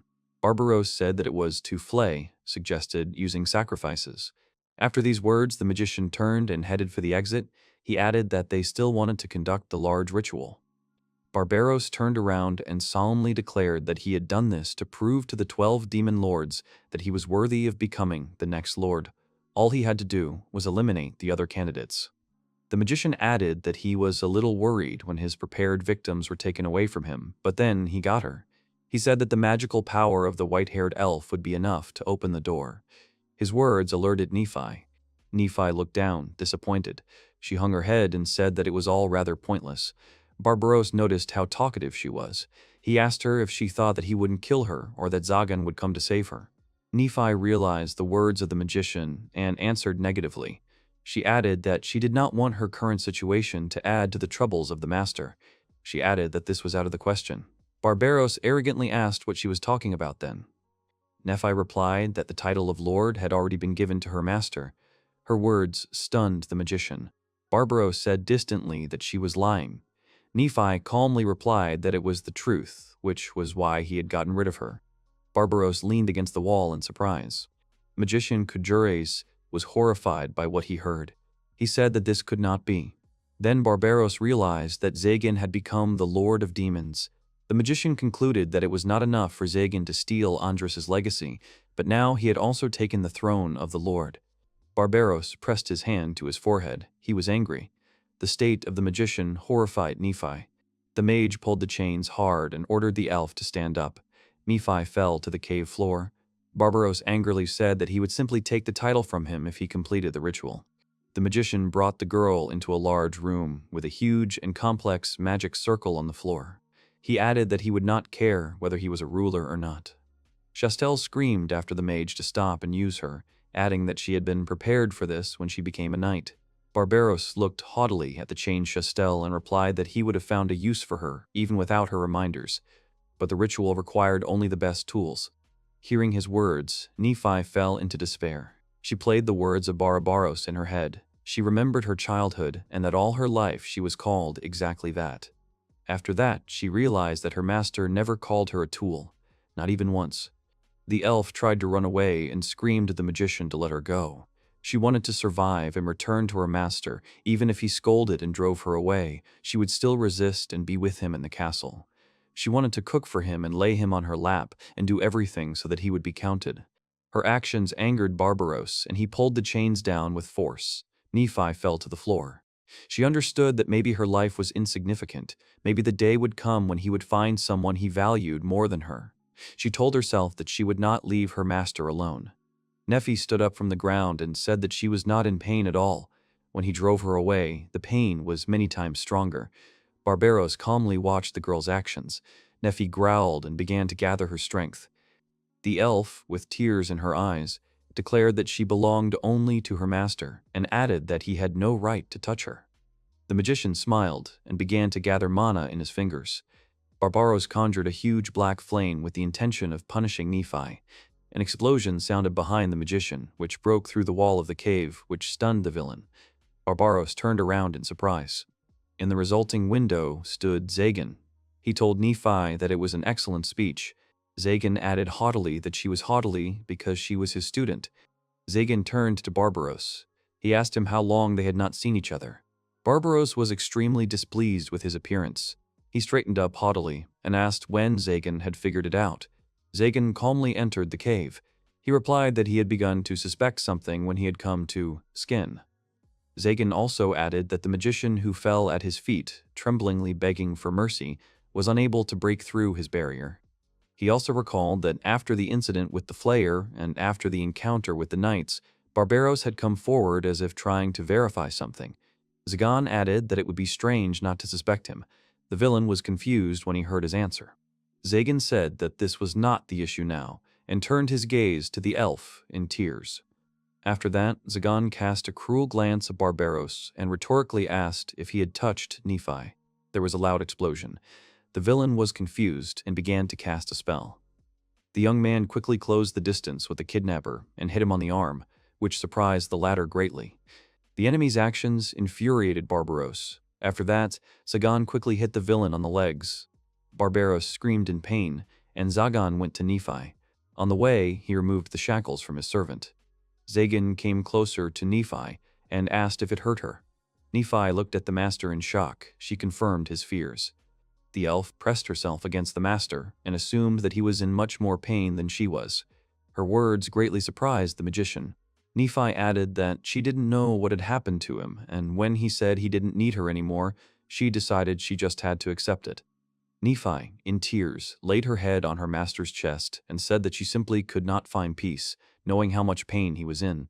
After that, she asked Zagan not to close himself off so much. Zagan looked humbly at the slave. At this time, Barbaros began to rise from the floor. Zagan's opponent pressed his hand to the floor and cast a magic circle on it. He arrogantly asked if Zagan thought he had already won. Nephi, confused, turned the master's attention to the enemy. Zagan calmly told her not to worry. He turned his gaze to Barbaros and said that nothing would happen. The magic circle under the magician's feet disappeared. The disappearance of the spell greatly surprised Barbaros. He tried to cast another spell, but his magic evaporated again. Barbaros didn't understand what was happening because he had cast the spell correctly. Nephi was shocked. She didn't know what was happening. Zagan reminded the maid how they had discussed the most powerful spell that could theoretically exist. He talked about adding your chains to magic circles, taking control of other people's spells. There's a trick that can achieve a similar result. He added that it was enough to create exactly the same sigil as the enemy, and add your own circle to it. Zagan looked haughtily at the confused and angry Barbaros. He added that then the effect similar to resonance would change the spell. Zagan remembered that he first used magic at the age of 8 when he killed Andras. He remembered the spell that Andras the Disturber had used to catch him and traced it in blood on his palm. It was just a childish trick. A layman who mindlessly copied the form should not be able to use Magic 9-4. Yet, when the mage caught up with him while he was trying to escape, Zagan used the same spell against the lightning that was supposed to kill him. At that moment, the resonating magic reflected back at Andras and killed him. Perhaps it was just a coincidence, a miracle born from two identical spells cast a split second apart. The boy wondered what if it was possible to not only reflect magic, but also redirect it with another, and that was when Zagan began his research. Barbaros stood up and said that it was impossible. He asked if this was Andras's legacy. The magician added that if he knew such a thing, he would still be alive. Barbaros became furious. After that, he conjured a huge number of powerful magic circles in the air. The villain asked Zagan who he was. Zagan looked at the enemy piercingly. In an instant, he erased all of the enemy's magic circles, which terrified the latter. Barbaros couldn't believe what was happening. He knew that Zagan was seeing this magic for the first time. Barbaros realized that Zagan had copied all of his magic in the blink of an eye. The hero realized that this magic was both amazing and terrifying, and that even a novice could use it. Zagan understood that even a novice could cause resonance if he prepared in advance, but he developed this ability even further. Zagan conjured white magic circles in the air and drew his enemy's attention to them. He said that these were sigils that would transform all the spells he had just used. Zagan added that, for now, he can only redirect them to physical enhancement, his ability, but he will continue to improve this ability. Barbaros realized in horror that his opponent had absorbed his magic. Zagan stepped towards his enemy and informed him that he had finally been given a title. Zagan tightened his fist and added that he was now called the Mage Killer. Zagan struck the air, and Barbaros received a powerful wave of magic in the stomach. Magic circles were placed in front of Zagan, and a powerful blow fell on Barbaros. The outcome of the battle greatly surprised Nephi. Barbaros realized that no mage could match Zagan's physical strength, as he had absorbed even his defensive magic. The exhausted mage looked at Zagan and realized that if he struck, even the Lord would not be able to withstand it. Zagan took a sharp step towards the fallen Barbaros. The magician knelt down and asked Zagan to stop, and also declared that he surrendered. Zagan continued to walk towards the fallen enemy. Barbaros swore that he would give him all his knowledge, and he would never see him again. Zagan did not stop, which horrified the magician. In panic, Barbaros backed away. He looked at his enemy and told him that they were friends. Hearing the words of the loser, Zagan smiled. He raised his fist up and cast a spell. Then he asked Barbaros if such a concept existed among the mages. After his question, he struck the ground. The flash from the blow blinded Nephi and reached Chastel, whom the winged maiden was desperately trying to free from her shackles. Zagan's blow landed just to the right of Barbaros's head, which left the latter in shock. Zagan smiled and said he was just joking. The defeated mage stood up and asked his enemy what this meant. Zagan looked thoughtful and said that he had no reason to kill him.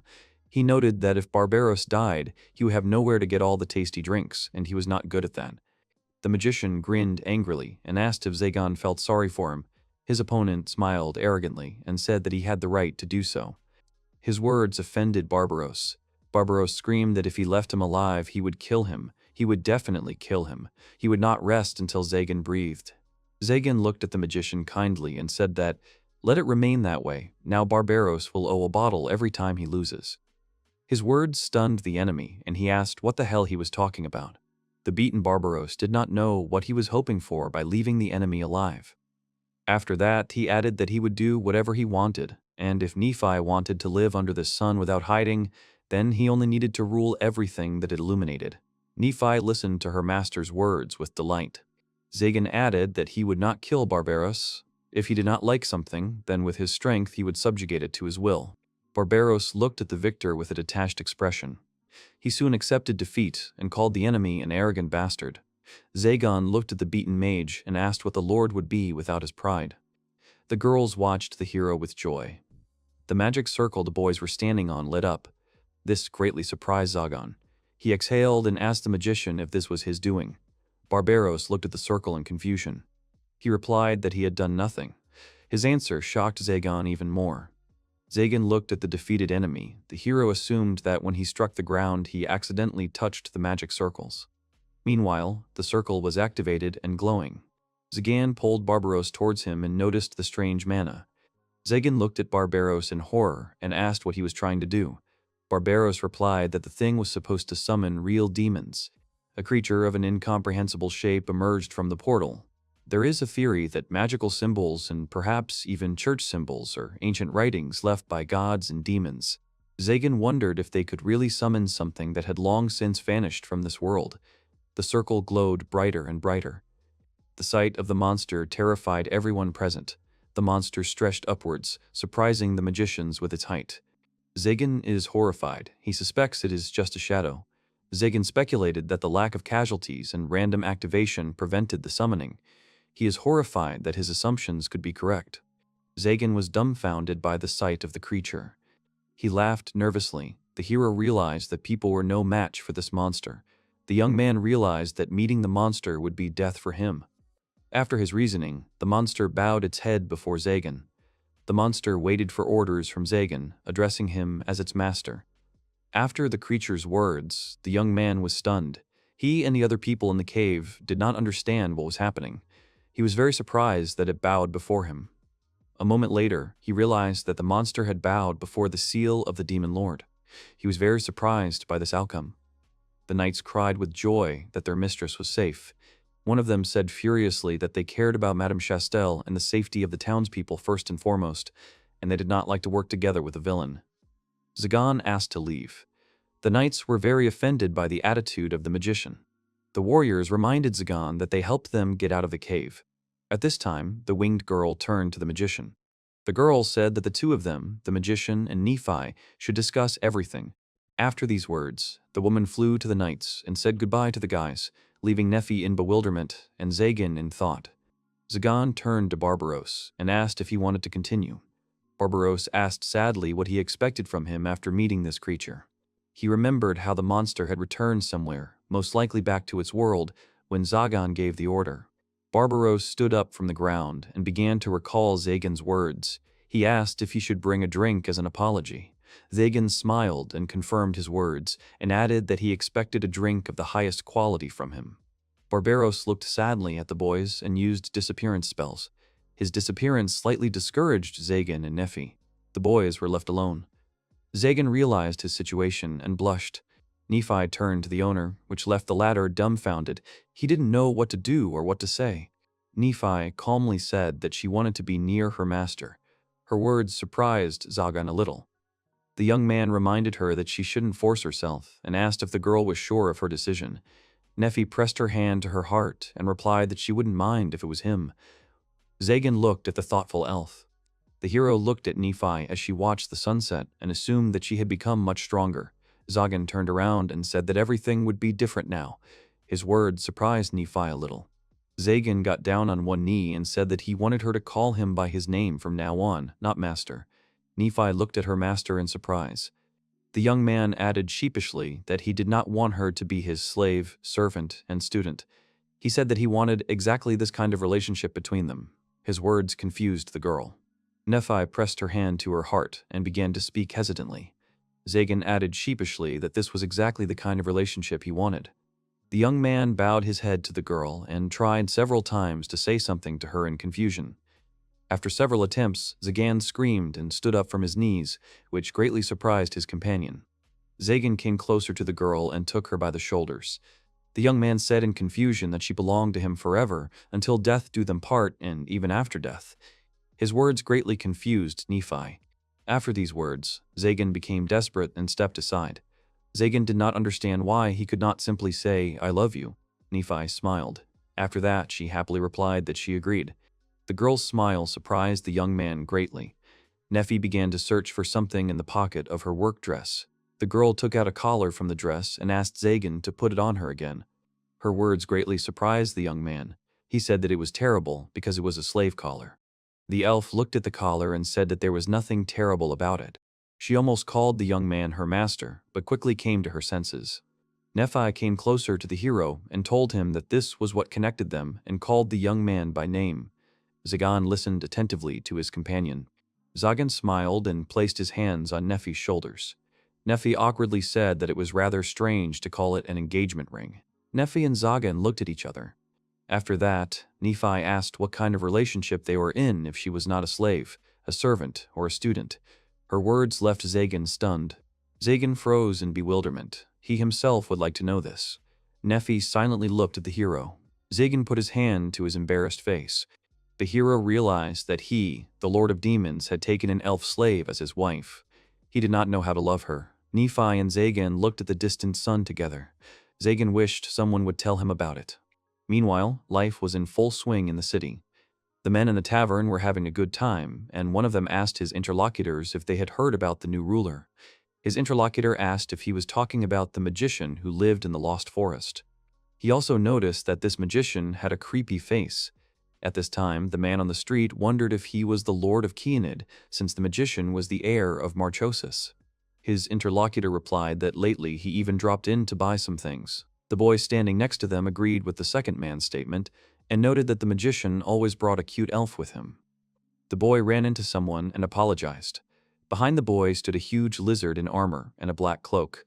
The man apologized to the lizard and ran away in fear. The unknown lizard noticed that a new demon lord had appeared. Zagan was in the library, holding one of the many books in his hands. His lord's seal gave a signal. Zagan noticed it and remembered the monster. He understood that in this world there was something called a demon, and there was a seal before which he bowed. Zagan concluded that after half a month of research, he had not found any leads among the population of Marchosis. Zagan continued to stand in front of the library wall, lost in thought. The door to the room opened behind him. Nephi entered the library and began to stealthily approach Zagan. Nephi suddenly grabbed Zagan by the back and asked him to guess who it was. Zagan did not react to her attempt to scare her. The young man turned towards the girl and looked at her. The elf froze in bewilderment. After that, she blushed and asked what she should do. Zagan replied that he didn't know what to do either. He asked her with a sullen expression what she would gain by doing this. Nephi said, confused, that she had hoped to scare him. Nephi added, confused, that Zagan had looked tired lately, so she hadn't even thought about it. Zagan, in his most sullen mood, noted that she wanted to cheer him up and added that it was very sweet. The young man told himself that he really wanted to hug her and asked if she wanted something. Nephi remembered something. The elf took the young man to the kitchen and told him that their dinner was ready. There was a sumptuous dinner on the table. Zagan looked at the prepared food with surprise. He noticed that Nephi's cooking was becoming more and more varied. Nephi said they had a tomato and green salad with Caesar dressing and grated cheese for starters, and rye buns. Zagan pointed out that they had oatmeal consommé for starters and braised lamb for the main course. The young man broke the tasty bun in half and ate a piece of it. After he tasted the dish, he and Nephi exhaled with pleasure. Nephi and Zagana were sitting at the table. The young man said that he had never thought that food could be so delicious. Nephi replied that Zagana said this every time. Zagan was eating his delicious lunch. Nephi added that she had made egg pudding for dessert. Her words caught Zagan's attention. Nephi said that Manuela had taught her this. It was made by mixing eggs and sour cream over a fire. Nephi remembered how they tried on outfits and told Zagan that in exchange for the recipe, Manuela had asked her to try on a couple of revealing outfits. Zagan replied that this was exactly what scared him. Nephi noted that there was nothing scary about it. Zagan said that this was not the problem. In front of the young man lay a delicious dessert. Zagan put a spoon with dessert in his mouth and noticed that it looked like a boiled egg. The taste of the dessert amazed the young man. He stood up from his chair and shouted how delicious it was. His words made Nephi happy. Zagan was in ecstasy from the taste of the dish. He noticed how big the world was, and also noticed that he never thought there was anything sweet. After that, Zagan looked away warily. The barrier of his castle was broken. Zagan wondered who it could be and suggested that he needed to meet a guest. Nephi did not understand what was happening and looked at the gentleman warily. Zagan told the girl that she should not worry about it. After that, a huge lizard, previously encountered by the townspeople on the street, broke through the wall of his castles. The lizard was destroying the wall of the castle. Nephi looked at this with caution. Zagan said that this guest was very impatient. The young man noted that the scoundrel was able to bypass all the traps and praised the visitor's skills. A huge lizard in armor entered the dining room. He turned to the dining room. He turned to the hero and asked if he was the new demon lord. Zagan replied that before asking anything, he should introduce himself, and remembered that they had met at the auction. This lizard was Valafar, the Ghostly, one of the candidates for the title of Demon Lord. The lizard angrily declared that he would now crush Zagan and take his power for himself. Zagan angrily replied that he was currently having lunch and ordered Valafar to wait until he finished. Nephi glanced from Zagan to Valafar in confusion. She said that she could cook more. Zagan, continuing to eat his lunch, replied that he would be only too happy, but right now he did not want to tear himself away from his meal. Valafar released his sharp claws and rushed at Zagan, telling him that he should not underestimate him. The lizard's blow hit the mage's hand, which did not bother the latter. Zagan realized that this hand was clearly not magic. Valafar prepared to deliver a powerful blow to Zagan. The young man, in a rage, said that he had warned the lizard and ordered him to stop because the dirt could get on his food. The young man dealt a crushing blow to his opponent and threw him aside 195. Zagan realized that he had said out loud what he thought. He thought that in the future, there would only be more uninvited guests, and he might need to strengthen the defense of his domain. At that moment, Valafar had already fallen to the floor. The helmet flew off the enemy's head, which attracted Nephi's attention. She came closer, which attracted Zagan's attention. He told Nephi to leave him alone because he would not wake up. Nephi replied that this was not the case. It turned out that the armor was clad in a little girl with horns. Nephi said that she was just a child. The sight of the girl surprised Nephi and Zagan. Manuela was holding underwear in her hands and asked about dessert. Nephi hid behind the curtain covering her naked body. She said with a smile that she wanted to cook something new for Mr. Zagan.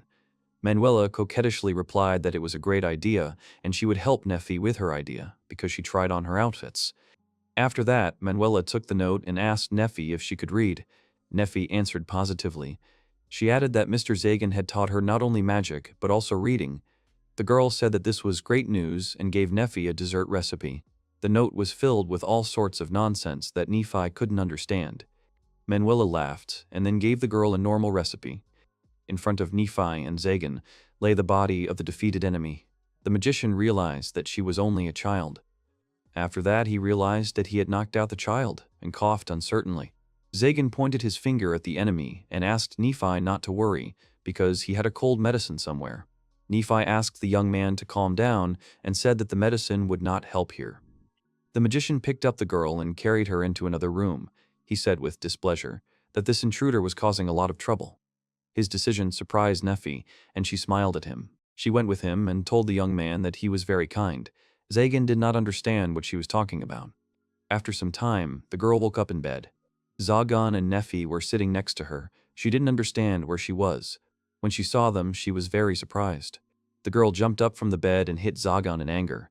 The magician calmly blocked her blow and said that it was better to thank Nephi, because if it weren't for her, he would have beheaded her long ago and thrown her far away. The girl was horrified by what she heard. She lowered her hand down. He knew he could never do such a thing in front of Nephi. Zagan asked her arrogantly why she had come here and attacked him. The girl frowned and replied that she wanted to become stronger because she was weak. Zagan calmly confirmed that strength was indeed necessary to survive. He asked why she chose him out of so many people. The girl sadly replied that he had only recently become a ruler, and since he was called a mage killer, he must be weak against those who were not mages. Zagan confirmed her words and said that he cannot suppress the abilities of other races that are not magic. Nephi looked at the mage, and he gave the example of strong claws and then light. Zagan looked at the girl and assumed that she was a dragon. His assumption shocked the girl. Zagan noted that some dragons were still alive and added that her strength would grow with age. Zagan noticed that she was behaving very strangely, but he did not sense any hostility or hatred in her behavior. The dejected girl sat silently opposite the magician. An idea came to Zagan's mind. He realized that she was behaving exactly like he had when he had been caught stealing bread. She had found what she thought was an easy target and had rushed to attack and had been nearly brought to tears when she had been rebuffed. This realization had made him think. After that, Zagan extended his hand towards the girl in a hostile manner and said that she had come here to challenge the demon lord and would therefore be punished. His words terrified the girl. She prepared herself for a harsh punishment, and Nephi was confused when she heard the magician's words. Zagan ordered the girl to become Nephi's assistant for 1 week. His decision greatly surprised the ladies present. Zagan sat down on a chair and thought. He figured that, while she was busy, he could explain to her what was right and wrong. He might not have the skills to explain the concepts of good and evil to her, but at least he could teach her the rules that a villain should follow. The girl asked, hesitantly, if he would eat her. Her question greatly confused Nephi and Zagan. The girl clutched her dress in fear. She added that she had heard that people could become stronger if they ate the flesh or drank the blood of a dragon. Zagan said that such legends really existed. He understood why she hid her appearance. The magician replied arrogantly that all he would get from eating such small fry was a bad taste in his mouth. Tears appeared in the girl's eyes, which confused the magician. He tiredly put his hand to his face and said that this was why he didn't like children. The magician wondered what the elders from the slums would do in such a situation. He remembered his childhood. He remembered how, as a child, children shared bread with him. Realization came to him, and he asked Nephi if they had anything left from lunch. Nephi brought him a bowl of soup. The girl looked at the plate of food in front of her with disgust. Zagan said that it was charity when the strong showed compassion to the weak and asked the girl if she had heard of such a thing. His words angered the girl. Zagan frowned deeply and warned the girl that he could not stand people who did not appreciate food, especially the one prepared by Nephi. He was ready to kill them on the spot. His words horrified the girl. She took the spoon in her hands with displeasure and put a spoonful of soup in her mouth. Having tried the soup, she was very surprised. The girl looked at the soup and said that it was very tasty. Zagan replied offendedly that the soup was tasty because Nephi had prepared it. Nephi thanked the guest for the praise. The girl began to eat the soup with great force. Zagan and Nephi silently watched her meal. When the girl finished the soup, the magician exhaled and the elf smiled. After that, Zagan got up from his chair and headed for the exit. Walking towards the door, the young man said that he would return to his archives and ordered the girl to begin helping Nephi as soon as she finished eating. The girl stopped Zagan and asked if he thought she might attack Nephi or run away. Zagan replied that she could do as she pleased. He added that she should understand what awaited her if she ran away from the man who knew her secret. After these words, Zagan smiled slyly and suggested that she did not fully understand something and told the girl that Nephi was much stronger than her. His answer greatly surprised the girl and made Nephi laugh. Zagan walked down the hallway. He realized that it was not for nothing that they had prepared the guest room in case Nephi's friends came. He remembered Nephi asking him about Mr. Barbaros and how he had told her that they would not let him in there. Remembering all this, Zagan remembered Chastel. He wondered if everything was okay with her after what happened. Meanwhile, in the castle, a high-ranking person asks Chastel if she is sure she won't change her mind. Chastel replied that she can't change her mind, because the magician Zagan has already saved her twice, and she can't just turn a blind eye to it. Chin listened to the girl's answer and formally addressed Chastel. He announced that Chastel Lilquist would be permanently stripped of her title as captain of the Holy Knights from that moment on. His words upset Chastel. Chastel and the 3 knights of the azure sky stood before the bishop. From that moment on, Chastel Lilquist was stripped of her title of captain of the Holy Knights. The knights began to beg the bishop to reverse his decision. They asked His Eminence Clavel to wait and pay attention to all that Chastel had achieved so far. Chastel silenced her subordinates with a shout.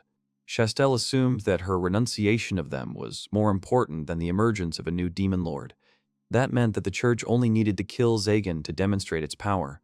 Chastel assumed that everything here really was already rotten and clenched her hand into a fist. The maiden realized that if she had continued to point her sword only where she was ordered, and not to say everything openly, but acted more covertly, then everything would have been different. She remembered Zagan's words when he saved Nephi. The girl looked forward boldly and told herself that she would not compromise her principles. The bishop exhaled and said that this decision had not been easy for him. He went down to the girl and put his hand on her shoulder. The bishop asked Chastel to be patient and assured her that he would think of something. His words touched the former captain of the knights. She looked down with relief and realized that there were still people in the church who cared. The bishop added that he could only protect her from the influence of politics, but they had another problem. The old man said that the owner of the Holy Sword, Raphael Hirondella, nicknamed the Terrifying, was heading here. It was a huge, mustachioed man with heavy armor and a 2-handed sword at the ready. His words greatly surprised Chastel. Clavel suggested that Chastel must have heard of his cruelty. He said he did not know what Raphael wanted, but there were unpleasant rumors. Chastel realized that the man they called Terrifying had been sent to find her, the apostate. There was only one reason for such a meeting: elimination. Chastel was in disarray. Meanwhile, in Zagan's castle, the hero secretly watched the girl's work. He hoped that nothing bad would happen. At this time, Nephi and Valafar were hanging out the laundry. Valfar was holding a laundry basket in her hands. She asked Nephi shyly if she had made the soup herself. Nephi, hanging out the laundry, gave a positive answer. The girl shyly told her that the soup was delicious. After that, Valafar told Nephi that she could just call her Foal, which surprised the elf a little. She smiled kindly at the girl. All this time, Zagan watched and listened attentively. Nephi said that she would call her Foal, and the girl asked if she was afraid of Mr. Zagan. Foal answered that his face did not frighten her, and added that if his mouth were wider, he could even be called handsome. Her words surprised Nephi. Foal looked down and added sadly that she was afraid of his strength, because she could do nothing against him. Nephi smiled and replied that there was nothing to worry about, because he was not one to brag about his strength. Foal asked Nephi why she was here with him. The girl continued hanging out the laundry and replied that Mr. Zagan bought her, which is why she was here. After that, she noted that she considered her a person, not a slave. She also said that she felt like this was her home. Nephi turned to Foal and asked with a smile if she had such a place. Foal looked down in disappointment and gave a negative answer. Her answer surprised Nephi and made Zagan think. The young man stood behind the column and once again reminded himself why he didn't like small fry. Several days passed. Foal helped Nephi with housework. She swept dust from hard-to-reach places, carried plates, and chopped vegetables. Sometimes she noticed Nephi and Zagan flirting with each other. Valafar became less wary of everything. She worked hard and did not even complain. Zagan watched her actions with caution. Zagan was sitting in his library, holding a magical grimoire in his hands. The young man looked at the book with boredom. There was no information in it that he needed. Then the hero realized that all that was left for him to do was to comb the castle of Marchosis. Zagan knew that a ruler who had lived for 1,000 years could not help but have at least the slightest interest in demons, which meant it was hidden somewhere. The young man put the book back on the shelf and thought that he could use some advice from another mage. The door to the library opened, and Foal stood behind it, informing the young man that dinner was ready. Zagan replied that he would be there soon. After that, the little one entered the room and approached the magician from behind. She asked if he was afraid that she would attack him from behind. Zagan turned around frivolously and looked at the girl. He remembered the words of his former enemy Barbaros and grinned. The mage told Foal that he had recently had a similar conversation, and then he said that his enemy could try to do this at any time. Foal listened to Zagan warily. The young man added that he would give her the same answer. Zagan said that she could attack whenever she wanted, but each time she was defeated, her punishment would increase. His answer surprised the girl. Zagan, Nephi, and Full were having lunch together at the table. Nephi asked the girl if she liked the lunch. Full answered positively. The little one ate her portion with gusto and turned to Zagan. She apologized for interrupting his lunch. Zagan sighed resentfully. He was a little glad that Full realized her mistakes. The hero assumed that Full would cope now. He turned to Nephi. Zagan said that tomorrow he would take her with him to Marchos's castle. His words infuriated Full. She asked Zagan if he was laughing at her. She added that giving away all the knowledge of the Lord was almost the same thing. Fall remembered that he had recently let her into his library, which any mage valued as his own life. She angrily asked Zagan if he thought she was incapable of stealing something. The young man continued to eat his dinner calmly. He asked what would happen when she did this, and immediately added that he would not care. After that, the hero said that he himself had killed the magician who lived in his castle and seized his knowledge. Full was completely at a loss. She awkwardly said that he had enough power to simply subdue her. Zagan replied that he did not care how many dragon years she had lived, or how skilled she was in magic. The young man added that she was just a child to him. Nephi listened calmly to their conversation. Zagan felt awkward because Nephi would actually be upset if he did that. Tears appeared in Full's eyes. The young man jumped up from his chair and assumed that she was crying because of him. Full paid special attention to the fact that Zagan called her a child. The magician stroked Full's head and asked her not to cry. Zagan began to stroke Full's head with even greater force. He suggested that they all just eat and asked Full to try the dishes that Nephi had prepared, assuring her that then she would stop crying. Full wiped away her tears and said that she was not crying. Zagan sighed and sat down tiredly on a chair. He said that being the demon lord's minion was not so bad for her. He asked Full what the purpose of her visit was, since there were not many fools who would want to contradict him. Full stood silently in front of Zagan. The young man added that she could address him as you. Full replied, confused, that Zagan could call her Full. Her statement slightly surprised the young man and pleased Nephi. After a while, Full fell asleep. Zagan noted that the girl fell asleep right after lunch, and even though she is a dragon, a child remains a child. Nephi added that Mr. Zagan convinced her that they are not her enemies, and therefore she calmed down. She remembered those days, and freely said that when she first came here, she felt the same way. Zagan replied, confused, that it was because she belonged to him, and he was worried about his things. After his words, Zagan became very depressed. The young man realized that he had called her a thing again. Nephi said, confused, that she was aware of this and thanked the master. Later, Zagan noticed that Full was holding a spoon in his hands. The young man took the spoon out of the sleeping girl's hands, and she grabbed his fingers. In a dream, the girl turned to her father, which greatly surprised Zagan and Nephi. The hero suggested that she was dreaming about her parents, and Nephi noticed the fingers clenched by Full. This made Nephi laugh, and Zagan didn't know how to react to it.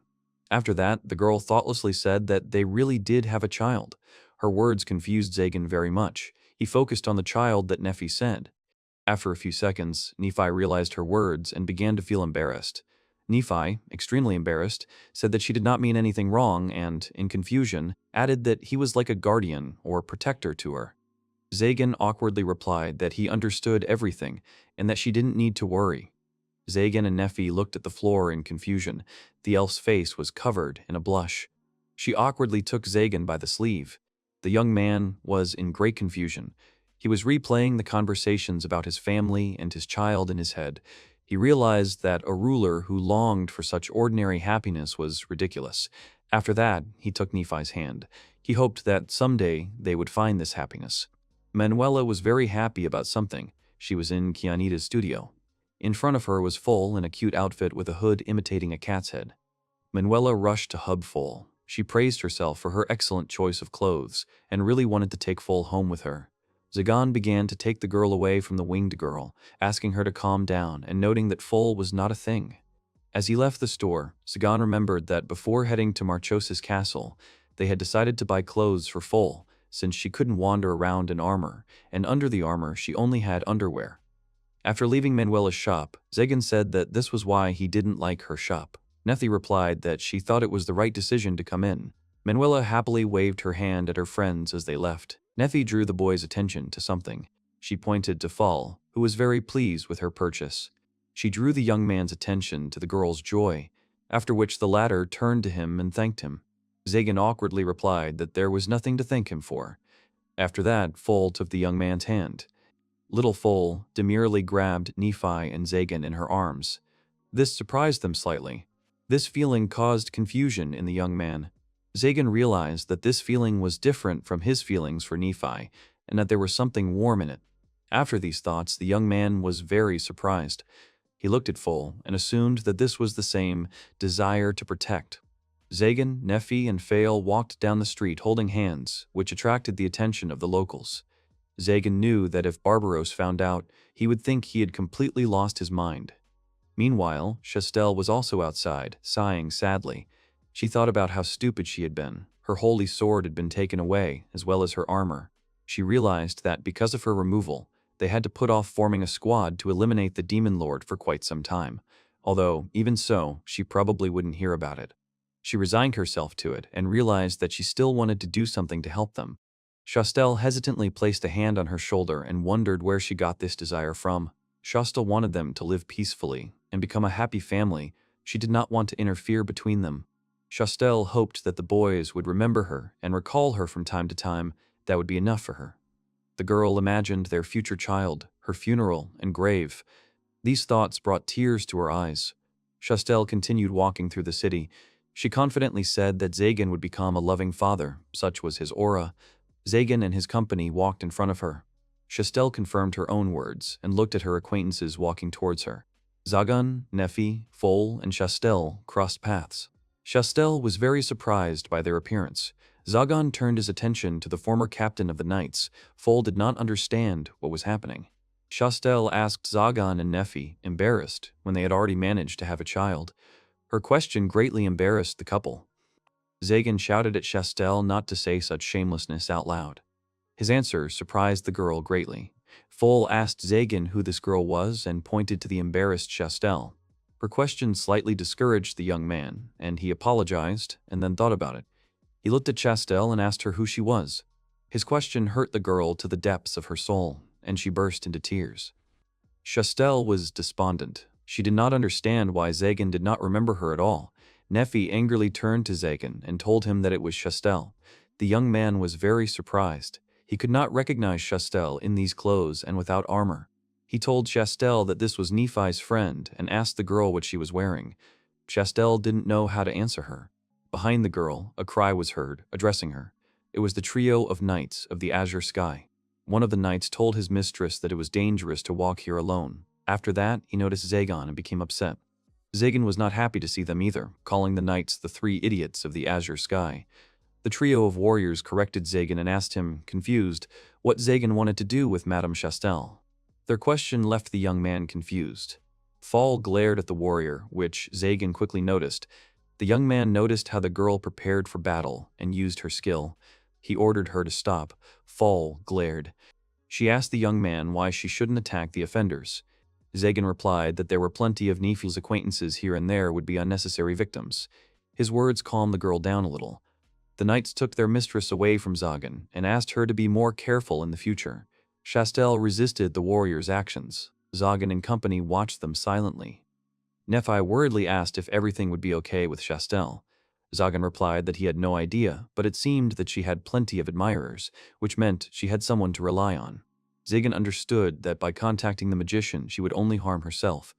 The hero turned his attention to Foal and asked her what she had done wrong with the knights. Foal glared at the young man and asked what was strange about the mage not being able to stand the holy knights. Zagan replied that it was quite normal. The mage's company and Chastel parted ways. Zagan hoped that this would not lead to problems in the future. After some time, they found themselves in front of the castle. The sight of the fortress delighted Foal. She was surprised that such a huge thing was underground. Zagan replied that this fortress used to be above her, but then, probably by the magic of Marchosis, the castle was moved here. Foal looked at Marchosis with admiration. This fortress seemed very familiar to Foal. The girl went forward to the castle, which caused Zagan's surprise. The little one came up to the castle wall and said that dragons once lived here. Her words surprised the young man. Foal added that this cave was similar to the one where she used to live, and there was the same smell of magic. Her answer made the young man a little happy. Zagan asked to inform him about everything in the castle that was connected with dragons and added that she could take any books that she liked. Foal agreed with his proposal. The trio opened the front door and saw a long, dark corridor ahead of them. Foal and Nephi were wary, but Zagan felt completely calm. They walked forward down the corridor. The knocking in the front hall frightened Nephi, and she grabbed Zagan by the clothes. The young man took the elf's hand. Foal drew her friend's attention to something strange. In front of them stood a giant stone statue of an incomprehensible creature. Zagan replied that it was a golem, or chimera, a magical creature. Nephi suggested that it might be guarding this place. Zagan replied that this was entirely possible, but it seemed to have frozen with the death of Marchosis. The young man added that it would be better for them not to touch the creature again. Suddenly it would come to life and go berserk. He led his companions further. The group left the creatures behind and headed down another corridor. Along the way, Foal noticed something. The girl pointed her finger at the magic circle and asked Zagan if it would do. The young man was surprised by her question and asked the little one again. Foal replied that it was the formula of dragons. Her answer greatly surprised Zagan. Foal added that Zagan asked to tell him about everything. For this, the magician stroked the girl on the head and praised her. Foal immediately approached Nephi and boasted that she had been praised. The young man looked thoughtfully at the circle. Zagan asked Foal if she knew what it was for. The girl suggested that it could be a door. After that, the hero asked her if she could activate it. The girl happily confirmed his words. Foal came closer to the circle and activated it. Nephi started to stare at Zagan, which attracted his attention. The young man asked the girl what was bothering her. The elf became embarrassed. The girl's confused look alerted the hero and made him blush slightly. He assumed that Nephi also wanted something, and a second later he figured it out. Zagan put his hand forward and sternly ordered Nephi to freeze in place. The young man suddenly stroked Nephi on the head. The girl was surprised by the guy's decision. She was happy with Zagan's action. The boy guessed that Nephi had become a little jealous when he had praised Foal, although nothing of the sort happened when we were alone. Zagan enjoyed stroking Nephi's contented head. The couple caught Foal's gaze and quickly came to their senses. The young man asked the girl what she needed. Foal answered boringly that she had opened the door. Embarrassed, Nephi silently looked at the floor, and the confused Zagan praised Foal. The trio went down the stairs. Foal walked in front, and Zagan and Nephi held hands as they went down. When the trio got down, they saw a black door in front of them. Zagan opened the door. He smiled contentedly as he opened the door in front of him. It was a gigantic library. The young man said that they had finally found what they were looking for. Nephi and Foal looked around the room in awe. The hero ordered Nephi to collect all the books that were mentioned by the demon or that had the seal of the ruler on them. Foal asked if he could read minds. Zagan asked why she came to that conclusion. Foal remembered how Zagan stroked Nephi's head and said that he knew about Nephi's wish, even though she hadn't told him anything. Zagan calmly replied that Nephi always knew what he wanted. The young man added that if he couldn't guess even such a small detail, he would be ashamed. Foal replied that this even made her a little jealous. Zagan noticed that Foal was speaking as if he wasn't talking about her. Foal was surprised by what the young man said. He added that he didn't know exactly how long dragons lived, but Marchosis had lived for over 1,000 years. Zagan said that in 1,000 years, she herself will learn to understand everything without words. Foal looked at the boy in surprise. The girl set aside a period of 1,000 years and asked if Zagan would always be with her. The young man calmly replied that if she wanted to go somewhere, he would not stop her. Foal grabbed the hero's hand and pressed herself against him. She said that she did not want to go anywhere. Zagan noted that he himself was not very good at it. Foal noticed a book on the shelf opposite her. She took out the book, 12 Holy Swords. The title of the book caught the attention of the young man. Zagan snatched the book from the girl's hands, which made the girl very unhappy. What he saw in the book amazed Zagan. His guesses were confirmed. He realized that the symbols engraved on the holy swords were the same as those on the seal of the Lord. Zagan realized that he had previously felt that he had seen the symbols from the seal of the demon lord somewhere. The young man happily noted that the symbols were not identical, but they seemed to have a common origin. The hero realized that if he studied the holy swords, he would learn all about the seal of the demon lord. Zagan praised Foal for her discovery. Meanwhile, in the main church of the city, Chastel and the Trinity of the Holy Knights of the Azure Sky stood in front of an unknown figure. Chastel meekly said that it was an honor for her to meet the captain of the Holy Knights. Raphael Hirondel stood before her. Raphael looked angrily at the girl and asked if she was the one called the Maiden of the Holy Sword.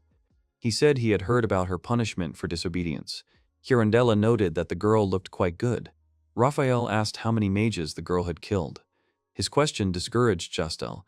She realized that he had decided to get straight to the point. The girl realized that Raphael Hirondella, the knight who had killed more mages than anyone else, was the man who would gladly deal with an apostate like her. Chastel decided that she would stand her ground. She replied that she did not consider it something to brag about. Her words deeply hurt Raphael. The three knights asked the lady to choose her words, for even their worthless lives would not protect them for long. One of them called the other two cowards, for they had sworn to protect her to the end. Raphael smiled and then laughed loudly. He said that no one had spoken to him like that for a long time, especially a woman. She was the first one so brave. After these words, he added that she would be able to boast of this in the afterlife, and looked at the girl furiously. The knights blocked Raphael's path to the girl and asked Chastel to run. Suddenly, the bishop entered the hall and addressed Raphael. He asked him what he was doing with his knights.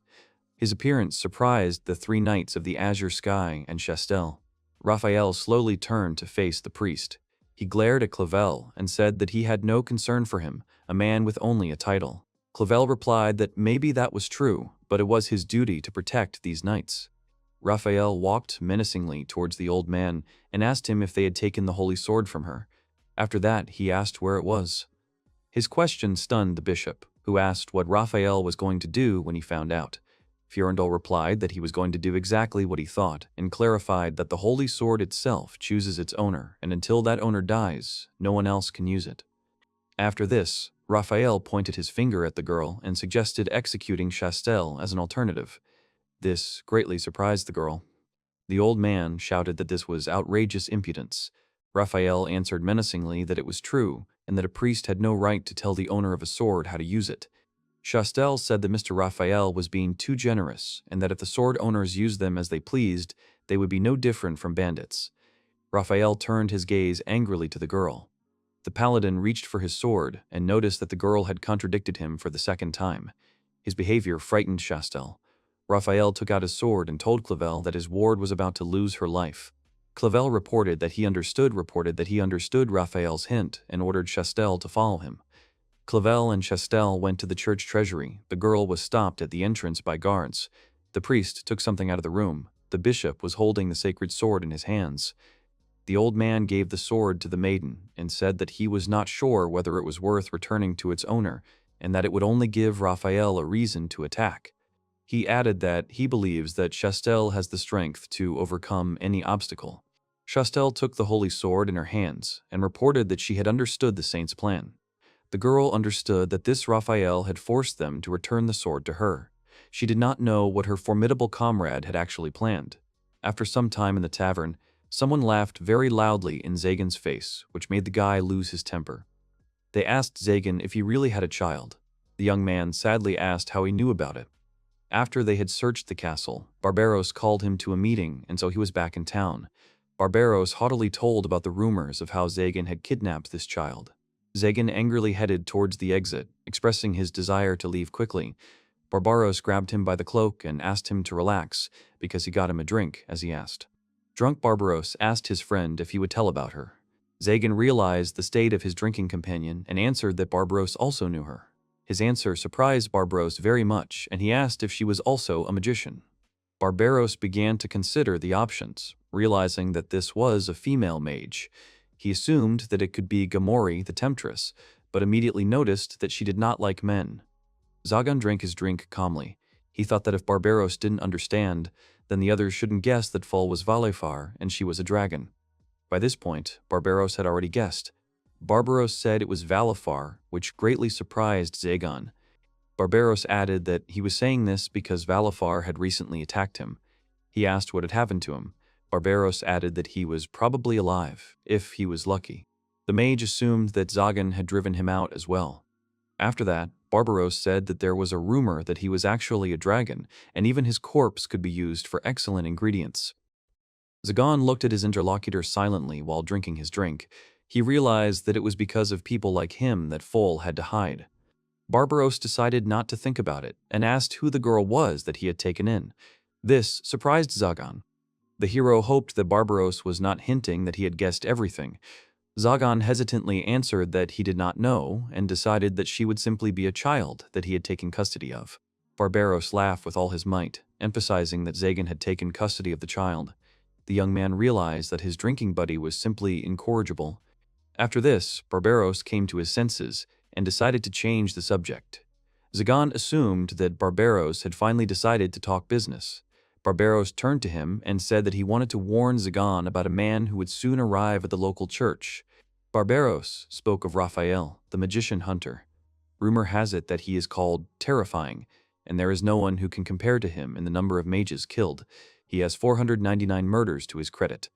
Barbaros smiled coquettishly and pointed his finger at Zagan and said that Raphael had decided that he would be his Jubilee 500th mage. Zagan replied that this was some kind of ridiculous story. He asked if the sword's owner could kill so many mages single-handedly. Barbaros replied that he had no idea. Barbaros added that there was a rumor that Raphael had killed and eaten a dragon. This greatly surprised Zagan. Zagan remembered Foal's words about the Holy Knights. The hero clenched his fist. Barbaros added that the church did not approve of dragon hunting, so it could not be verified. Zagan replied that Barbaros was unusually talkative today.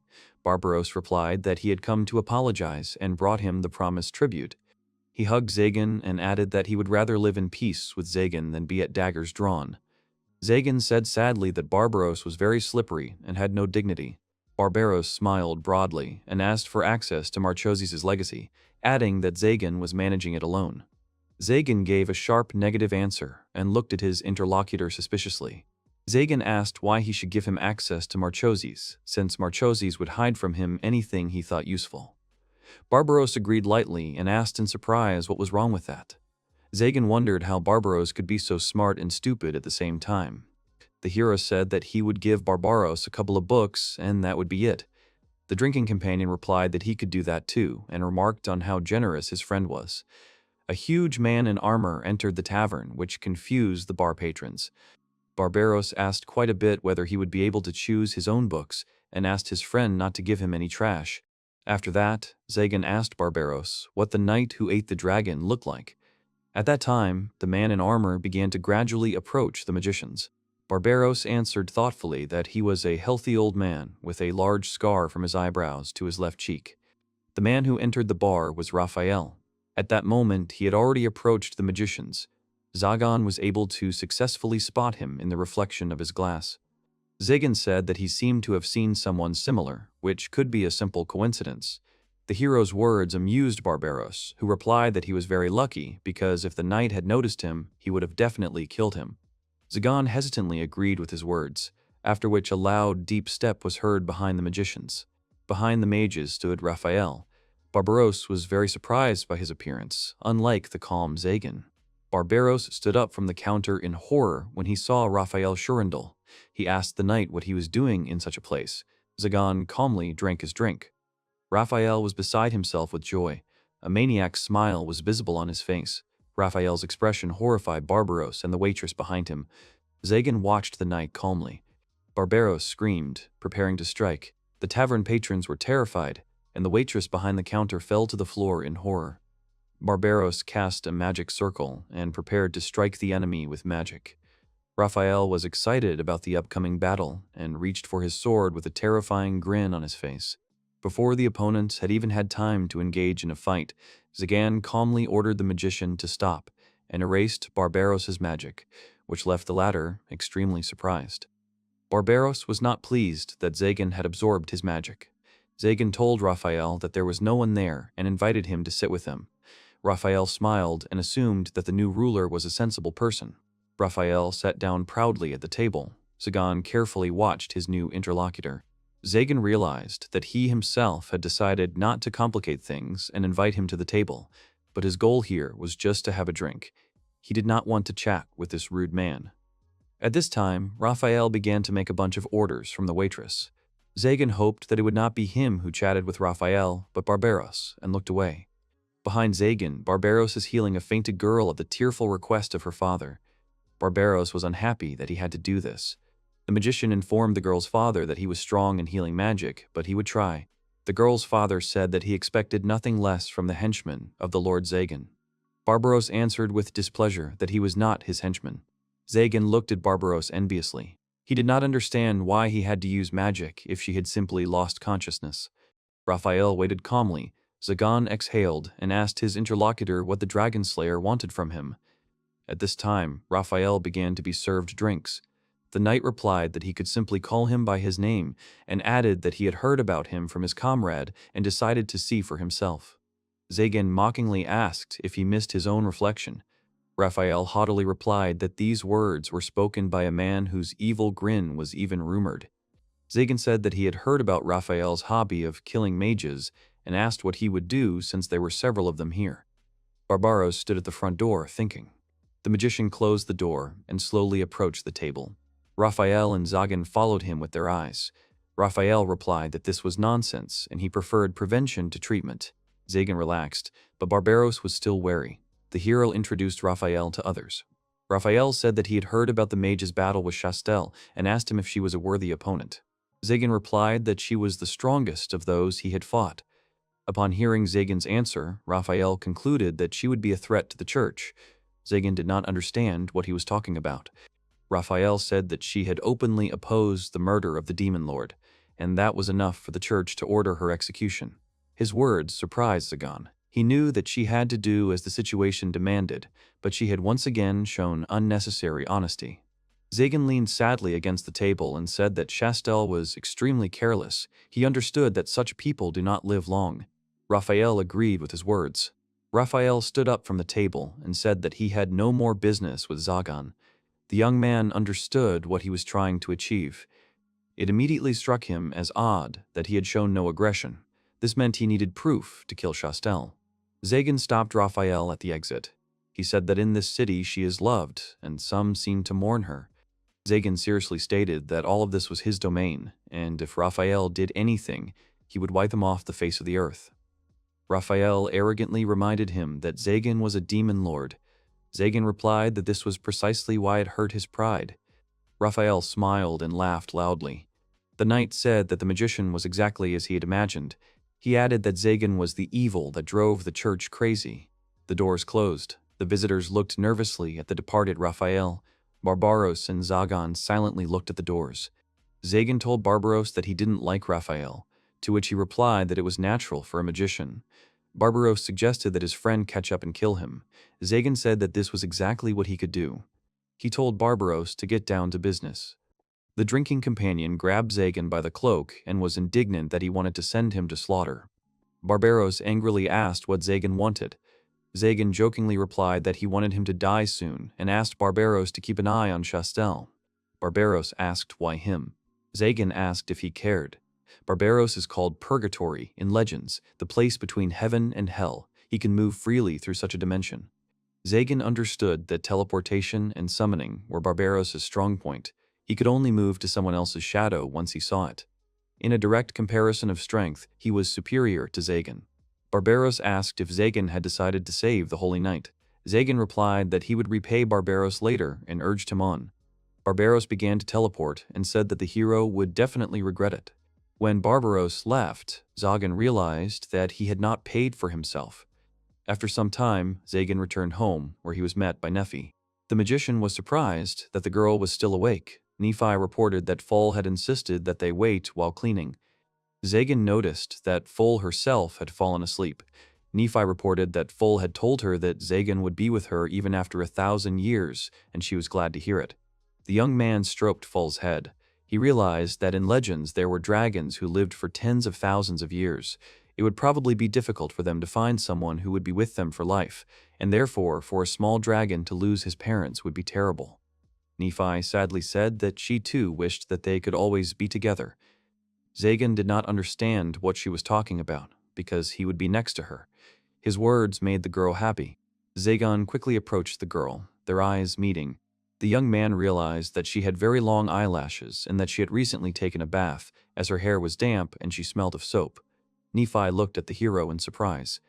Zagan put his hand on the girl's face, and their lips began to gradually move closer.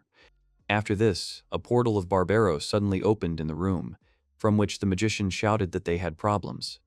The couple awkwardly moved away from each other. Barbaros was angry that Zagan did not answer him. Zagan stood angrily in front of Barbaros and ordered him to come over so he could be minced. Barbaros didn't understand what he was angry about. The magician reminded him with displeasure that Zagan himself had asked him to look after Chastel. He was holding the girl in his arms. This greatly surprised the young man and Nephi. They were discouraged by Chastel's condition.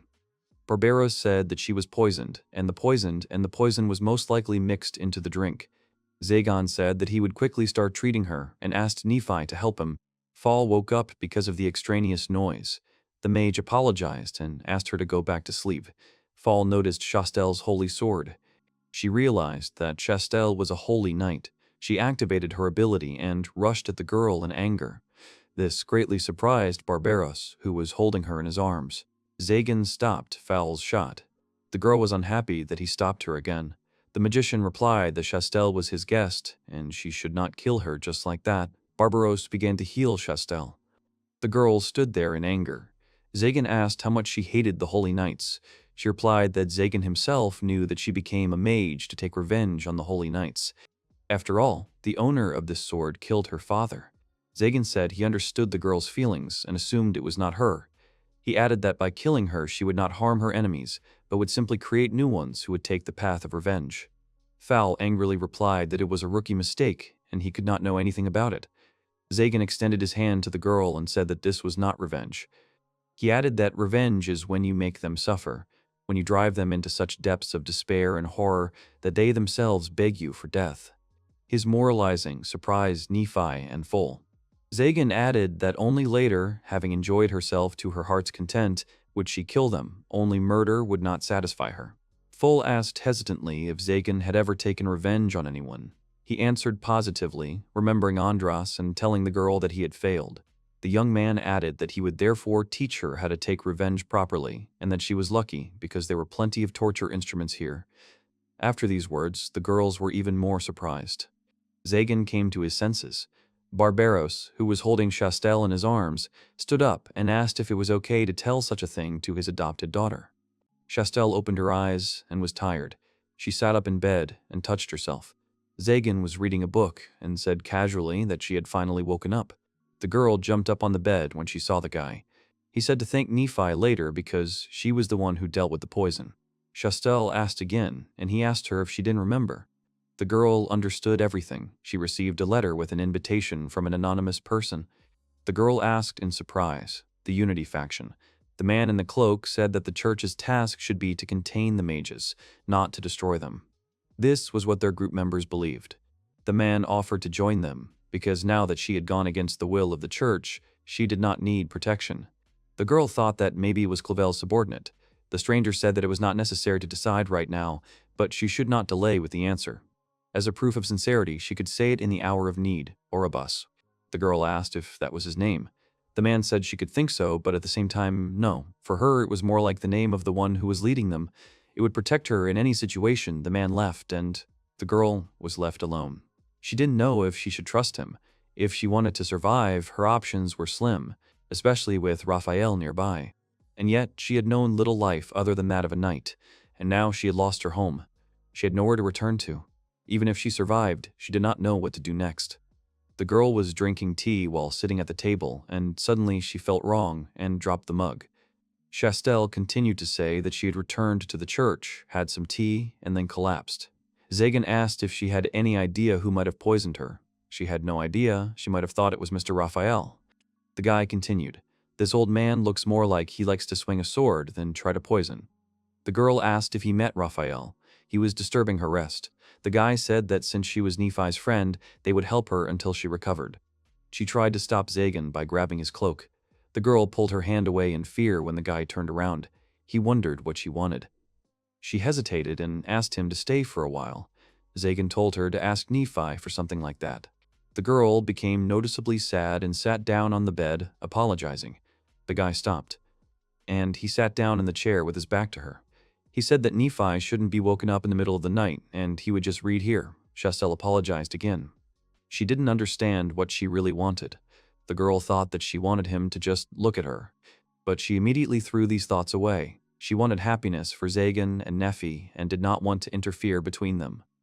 She probably just wanted to be a part of this picture of happiness. She wondered what form she would take if she got into this picture. Chastel was confused and didn't understand what this uniform had to do with it. Nephi said that it suited the girl. Chastel reminded him that she was the maiden of the Holy Sword and did not understand why she had to be a servant. Zagan told her to watch her language because even she would not be forgiven if she upset Nephi. The girl began to justify herself and asked him not to be so callous. Foal appeared behind Zagan. Chastel realized that this was Zagan's adopted daughter and tried to say that it was nice to meet her. But the girl interrupted her, telling her not to talk to her and calling her horse-headed.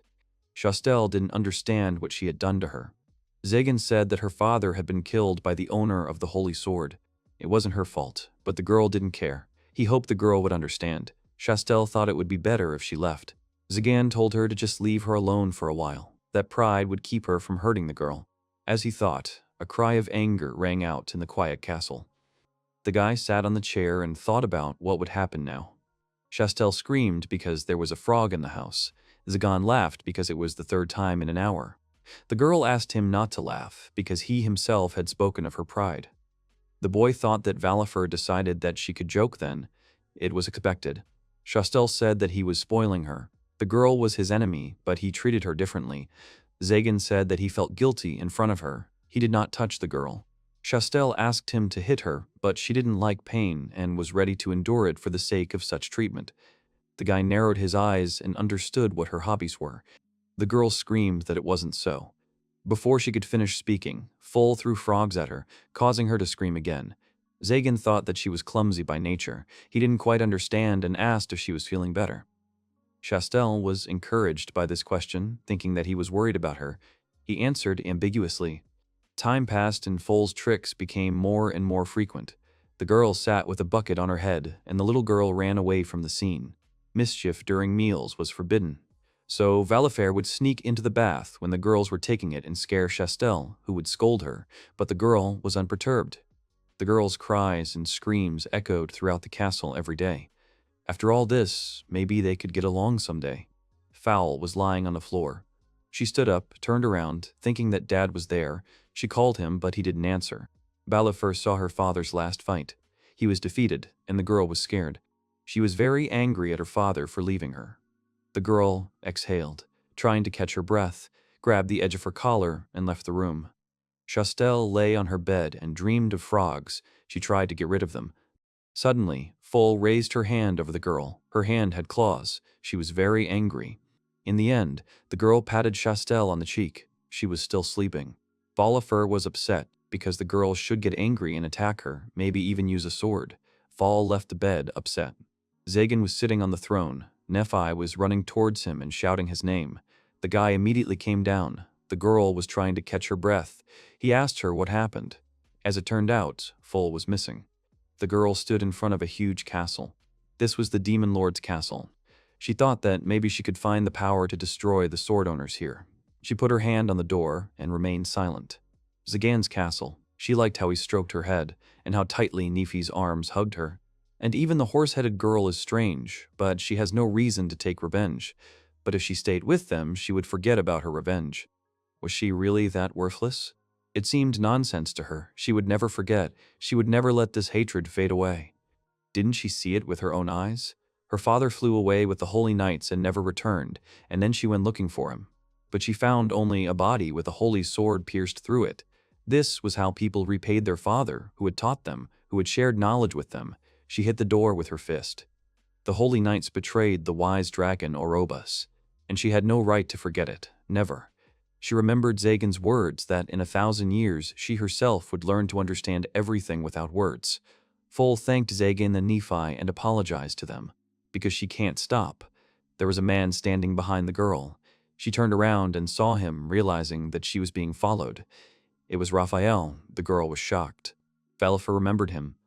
But the man did not remember her. He did not remember that they knew each other. The girl began to transform into a dragon, and Raphael immediately understood who she was. The man took out his sword. The girl did not have time to react before he swung the sword. After all, The owner of the sword is not one of those who is worth fighting without preparation. The sword was approaching the girl, and she was only trying to pronounce the name of Zagan. As the sound came, Zagan said maybe he told her she could do whatever she wanted, but he didn't remember letting her stay out late. Raphael was annoyed that he agreed to stop his attack, since Zagan was a demon lord. Fail tried to find out why he went after her. But the guy interrupted her, saying that there was a good courier nearby, and he delivered it to her. Barbaros said that he was definitely not good and certainly not a courier. The girl shouted that it was not about that. After all, she betrayed him, but he still came. She didn't understand why he was doing this. Zagan put his hand on her head and told her not to worry about little things. Val became noticeably sad. The girl's wings began to evaporate. She pressed herself against the demon and began to cry. She began to apologize. Zagan was glad he made it. Nephi was wondering if Full was okay, and Zagan told her that he would return as soon as he finished his business here. He also asked her to wait for him at the castle. The girl agreed. The guy continued. He reminded that he warned Raphael that if he did something wrong, he would wipe him off the face of the earth. The man was surprised because the one in front was Mac, who was protecting someone other than himself. Zagan told him that it was someone, his daughter. Raphael was shocked and repeated the boy's words. He took the sword in his hands again, saying that this was a pretty good reason. The guy confirmed and warned that he would disappear if he did not fight at full strength. Raphael didn't really want to do it, but he had to. After all, he certainly didn't intend to disappear here. He began to address the Holy Ball Metatron and asked him to hear his call. Zagan was surprised that Raphael used pale white flames. His magic circle began to disappear. The boy was surprised that the circle was erased. It was a purifying flame and was said to burn away all evil, and that previous rulers had been slain by it. This power was only available to the true owner of the sword. Barbaros got a little scared and turned to the guy, wondering why he had to be provoked. After all, he had promised to teach him how to take revenge properly. He had to crush the enemy at the peak of his strength. This was one way to drive him into despair. Zagan followed his advice and ran closer to his opponent. His magic circle almost disappeared. But suddenly, Raphael was surprised and realized that the circle was not disappearing.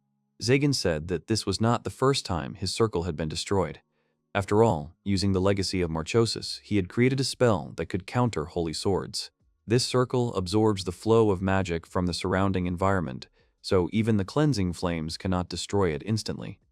Raphael was thrown back, and the boy continued to say that this shield was constantly becoming stronger. He decided to call it the Heavenly Scale. The man's strength was running out, and he was thrown out, and he was thrown even further.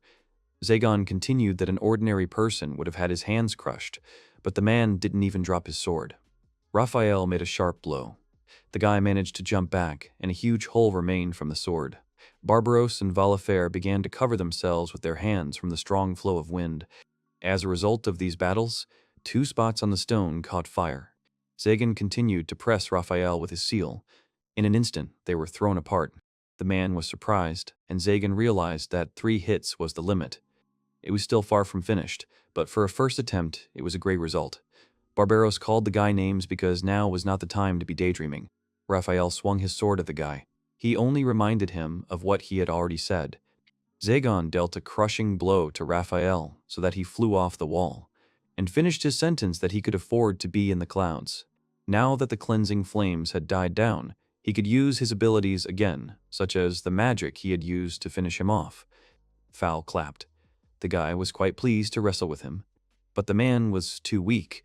He did not believe that this was the same Raphael who defeated 100 magicians. There was one difference between mages and knights. Even one serious injury could be fatal for a knight, and he could not become more. Raphael tried to grab onto the wall, and the guy pointed at him and said that knights could not become just like him. But the man managed to get up and pointed out Zagan's great strength, and the guy was just surprised and did not understand what he was. Nephi was sitting near a black hole in the floor. Chastel came into the room and couldn't find Zagan. The girl replied that the gentleman had gone for Full. Chastel paused for a moment and realized that she had to follow, but then she fell to her knees. She didn't understand what would happen next. After all, she was the one the church was trying to eliminate, and she lived under the protection of a mage they hated. Everything was going too well, but she didn't understand why she needed this sword. Nephi asked if everything was okay with Chastel, and the girl in response said that she would go to Nephi with her, and the girl answered that Mr. Zagan asked her to wait here. Chastel didn't know if this was the right time to say this, but she was a little jealous of Nephi. After all, she loves and is loved. That's why she is jealous that they have such a relationship. Nephi, in turn, envied her on the contrary, which surprised the girl very much. Chastel laughed and did not understand what there was to envy. The girl answered that she envied her because she could be near him. Chastel was surprised and said that she should not listen to the order and run after him, but Nephi could not do that. Because she has to be here when he comes back to say welcome home, Zagan. She can't be there to comfort him, to be his support. She hugged Chastel, which surprised her and made her cry. But she had no right to do this. After all, if anyone could cure his loneliness, it was she. After all, she is a holy knight. The girl raised her head and agreed. Chastel continued by saying that it was all because she refused to fight. Nephi again confirmed this. The girl still did not understand why she needed this sword and what purpose it served. She lowered her head, then raised it, and said that she did not want to defeat him. She did not want to fight with him, shoulder to shoulder. Nephi sat and hugged her. She tried to calm her down. Because she knew that when they first spoke, she realized that, and she understood how lonely Zagan was. And she was a little jealous because she thought she was the only one who could do this. But at the same time, she was happy. Happy that there were others who understood him. She offered her hand to Chastel's cheek, and Chastel realized that she had become stronger. After all, she helped Zagan overcome his loneliness, and even now she was able to calm her down. Nephi asked about her condition and whether she felt better after the consolation. The girl confirmed, and she had consoled her so much, Nephi agreed and thought that she had done something wrong. But Chastel denied it. For the mages, she was an enemy, and she did not understand why she needed to be reassured. The girl looked at her in surprise. Nephi calmed her down and said that, weren't they friends to calm her down? The girl's tears began to flow again, and she was glad that he really thought that about her. Chastel thanked her and realized that it was time for her to go. After all, she had nothing more to lose. And even if this choice would be the last one, she had decided what to do, and she would not hesitate any longer. Nephi smiled happily and told her to be careful. Chastel immediately jumped into the black hole, fully prepared for battle. Zagan and Raphael stood before each other in a tense atmosphere filled with anticipation and bewilderment. The man looked serious. His face was distorted with pain, and he had a deep wound on his stomach from which strange smoke was coming. The blow was fatal, but he was still on his feet. The boy realized that he had acquired regeneration from the dragon. Zagan turned to Full, saying that he would not disappear just like that. For now, she could come up with a punishment for him. The girl enthusiastically agreed. Raphael realized at that moment that he was definitely not liked here, and this feeling made him wary.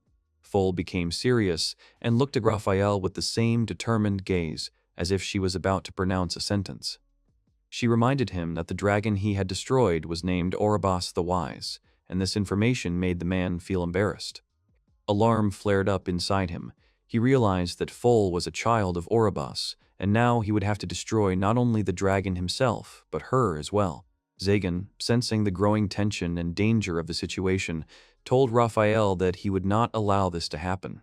He suddenly slammed Raphael into the floor with such force that even those around him were surprised. However, the man quickly jumped to his feet and jumped over Zagan, leaving everyone in disbelief at his agility and speed. The boy immediately realized that Raphael was not an opponent that could be easily dealt with.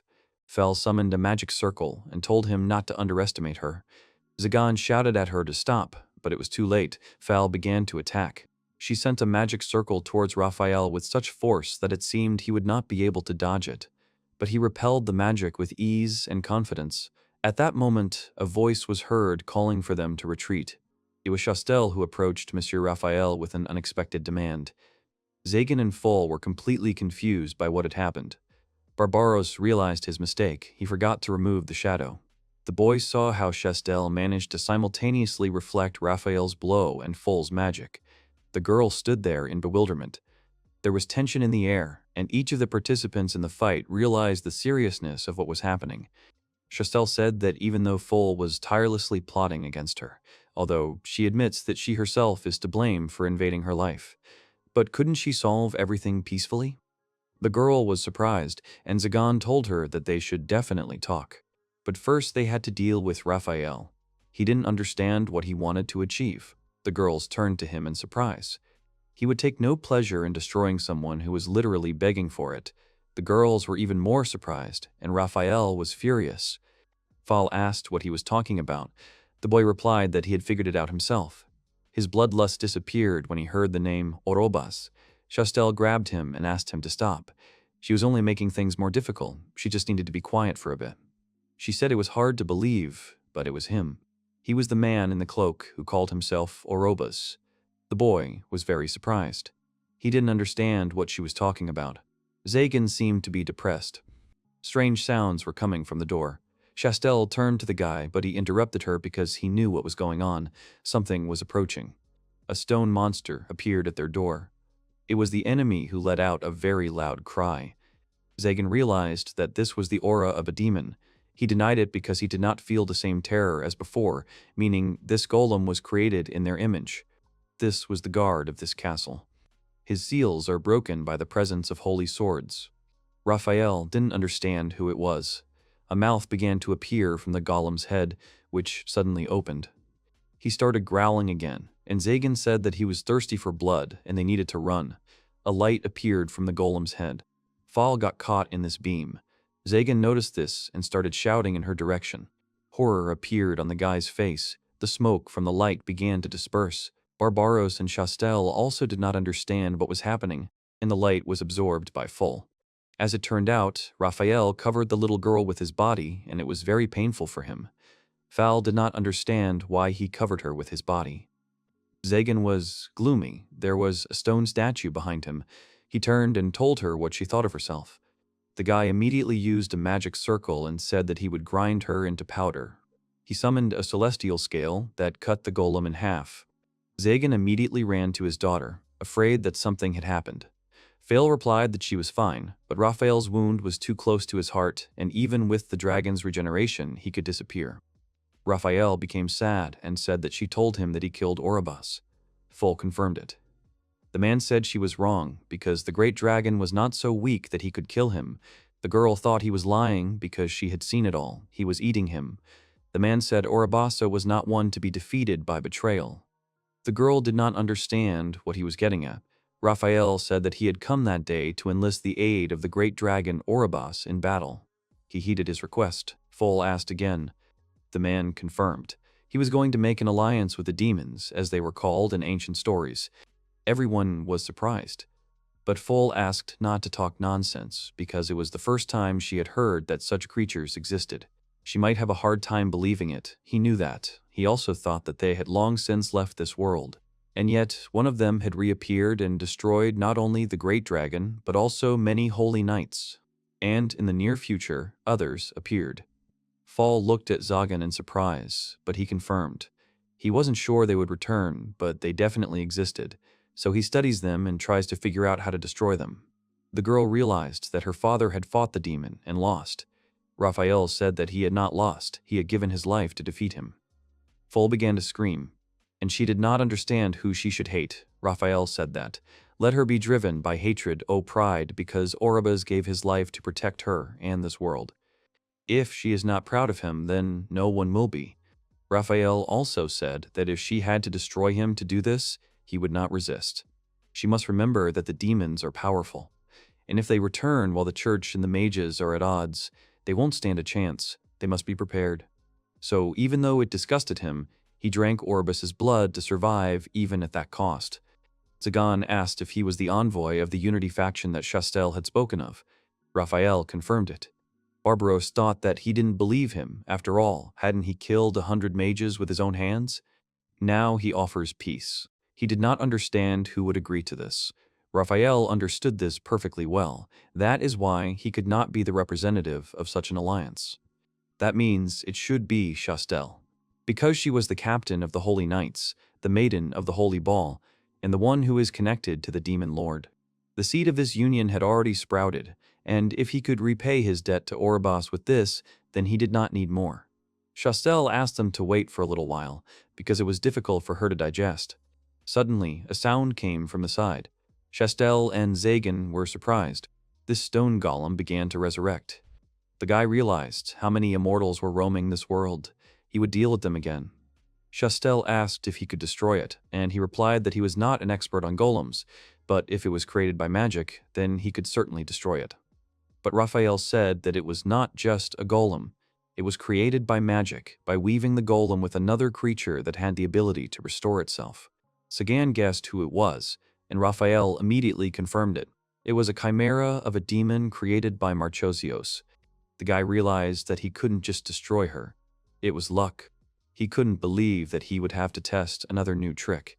This chimera, he was sure, was made from the remains of the demon that Raphael and Oribus had destroyed.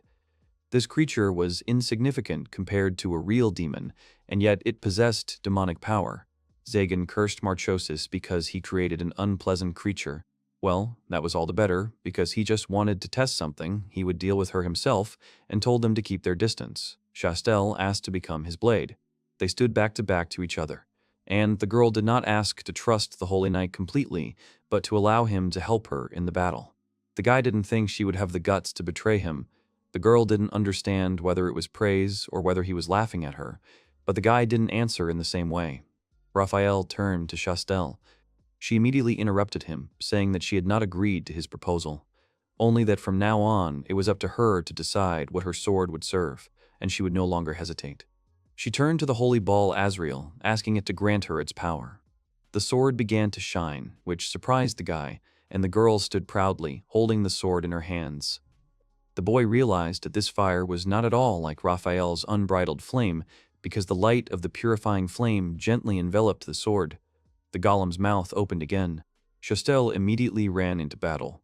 Zagan tried to stop her because she did not have blessed armor, but she only repeated that she would become his blade. The girl deftly cut the beam that came from the golem's head. Everyone was surprised that the beam was spreading. The girl said that now it was his turn. Zagan smiled smugly, and she thought that she was too self-confident, but they ran forward. The boy found himself next to the golem and swung his arm to strike, but the golem opened its hand, so the boy became embarrassed. Black smoke began to surround the guy. Stones were flying everywhere in different directions. He realized that the black smoke was the true form of this creature. Even if its stone body was destroyed, it would be able to reassemble. The girl shouted at him not to hesitate and immediately rushed into battle. The guy was surprised at how she crushed the stones. Small stones were falling from the sky. He laughed and realized that if she had used this at their first meeting, he would have disappeared already. The guy immediately summoned a magic circle, and he said that he should turn into ashes, and he also called upon the heavenly flame. Zagan put the magic circle to his heart. Unfortunately, it didn't work. Chastel noticed it and realized that he hadn't succeeded. The guy also confirmed it. The guy's fist remained unharmed, and the golem took the form of black smoke. He said that he was finished, and the golem crumbled into pieces. The girl did not understand what it was. Zagan only said that she had seen his spell, Heavenly Scales. The sigil selects the surrounding mana and serves as a shield, infinitely strengthening itself, and he simply used this mana differently. The girl asked again, surprised. He made it so that when absorbed, the mana did not go to strengthen the sigil, but burned the chimera from the inside. Burning mana gives the flame a black color. Heavenly Scales and Heavenly Flames are two opposites born from the same idea. Magic against holy balls, magic against demons. But these abilities were still unreliable. He needed to work on their effectiveness, otherwise they would be useless against real demons.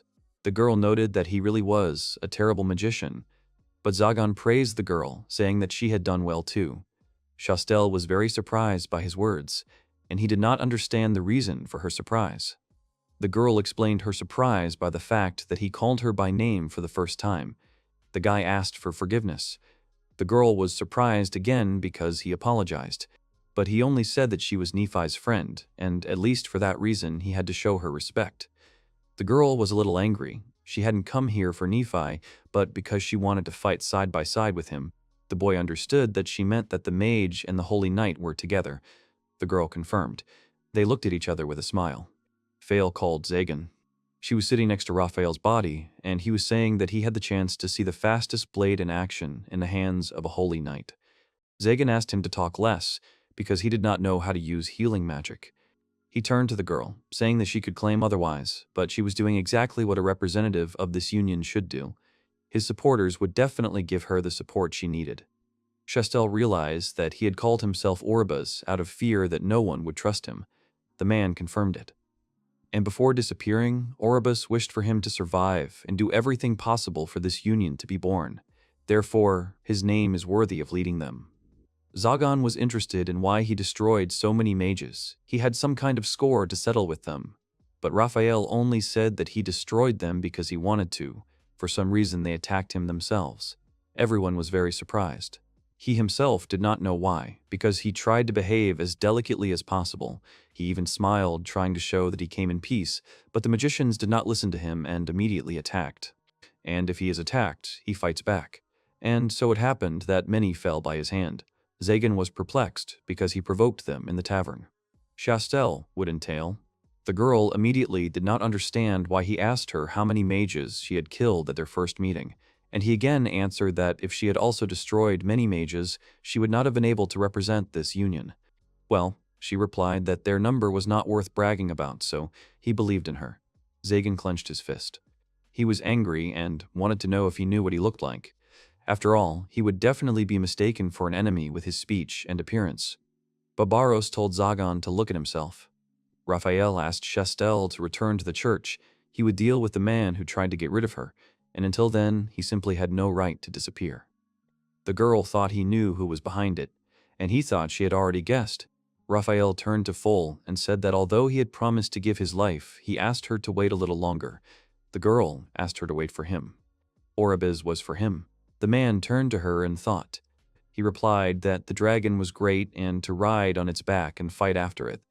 It was the best time in his life. He hurried to enter the gate. Zagan asked his daughter if she was sure. She doubted that destroying him would be right. The guy thought that this could be for the best, and, smiling, put his hand on the girl's head. He said it was time to go home, because Nephi was waiting for him. The girl looked at him sadly and took his fingers, saying okay. He didn't know if it was right to give up on revenge either. It might flare up again. If not, there would be a reason, and something might shake Foal's resolve again. But let it be so. Nephi stood, smiling, and greeting Zagan, Foal, and Chastel. Everyone stood and smiled. He was home. In difficult times, he would be with Nephi. The knight's castle. The leader said that it meant they couldn't find out where Chastel had gone. The knight said their search was in vain. They had no excuse. But the leader told them not to blame themselves too much. He was also responsible for her safety.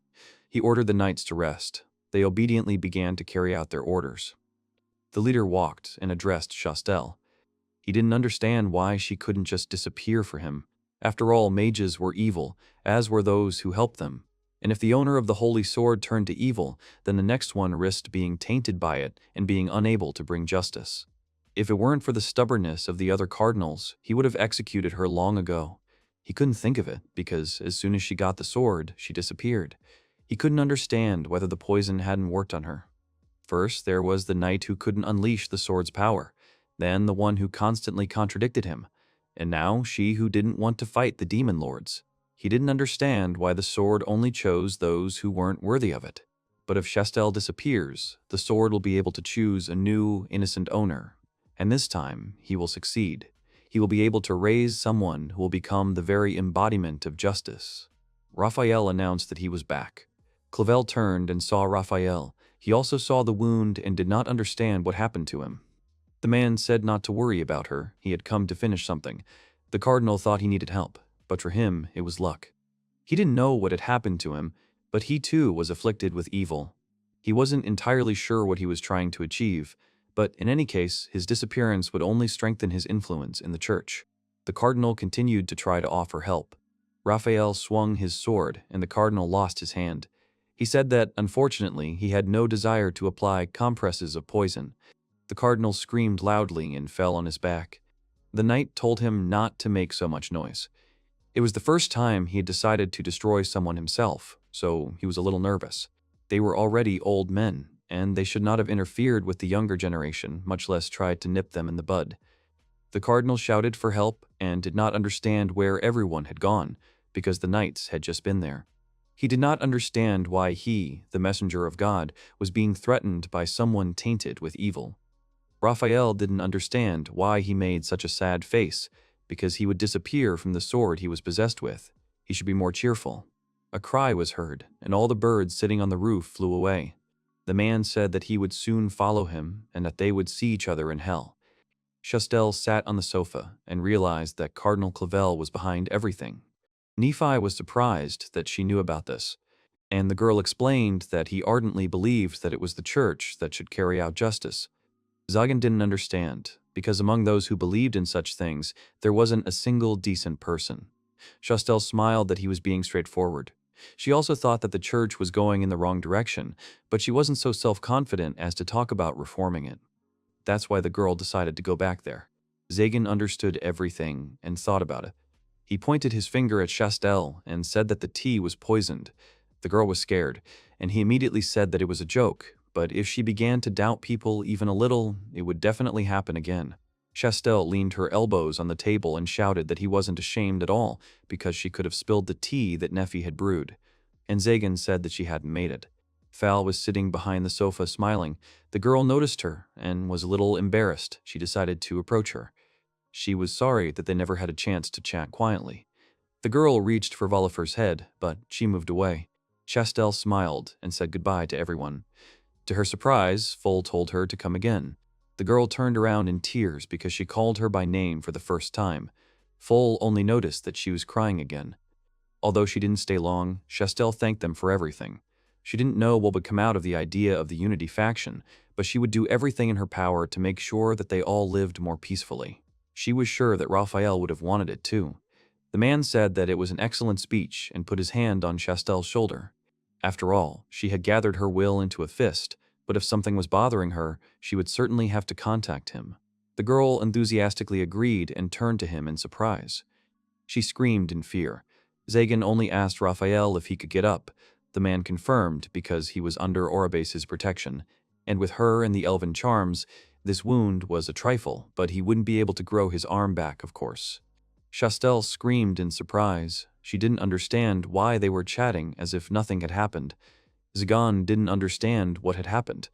The girl answered that she thought Mr. Raphael had disappeared, and the guy just said that it was he who told him that Clavel was finished. He destroyed him, and it was he who brewed the tea. The girl was even more surprised by all the words. She was glad he was alive. Raphael said she was too naive, because she wouldn't expect any regrets from the one who would stab her in the back. Zagan explained that it was dangerous to trust those whose true intentions she did not know. They might betray her. Raphael confirmed, saying, "My lord," and Chastel said that she had immediately grasped the essence. Simply, she understood how the man addressed Zagan. The man thought that he had said that Mr. Zagan had taken him as his butler, and so, from today on, he would be resigning as captain of the Holy Knights. The girl screamed even louder. The next morning after returning to the castle, he felt through the barrier that an exhausted Raphael was standing in front of the entrance. The man said that he had returned as he had promised, and now he could take his life. Zagan said it was up to Fal to decide. She paused and clenched her fist. She said that let him dedicate his life to Zagan and Nephi. That was her wish. That's how Raphael began working in the castle. Having the holy ball and its owner at hand noticeably sped up his research, and it's not like anyone else was eager to work here. If he hadn't met Nephi, everything would have been like this. He would have been merciless. Fal wondered if it wasn't hard to do everything with one hand.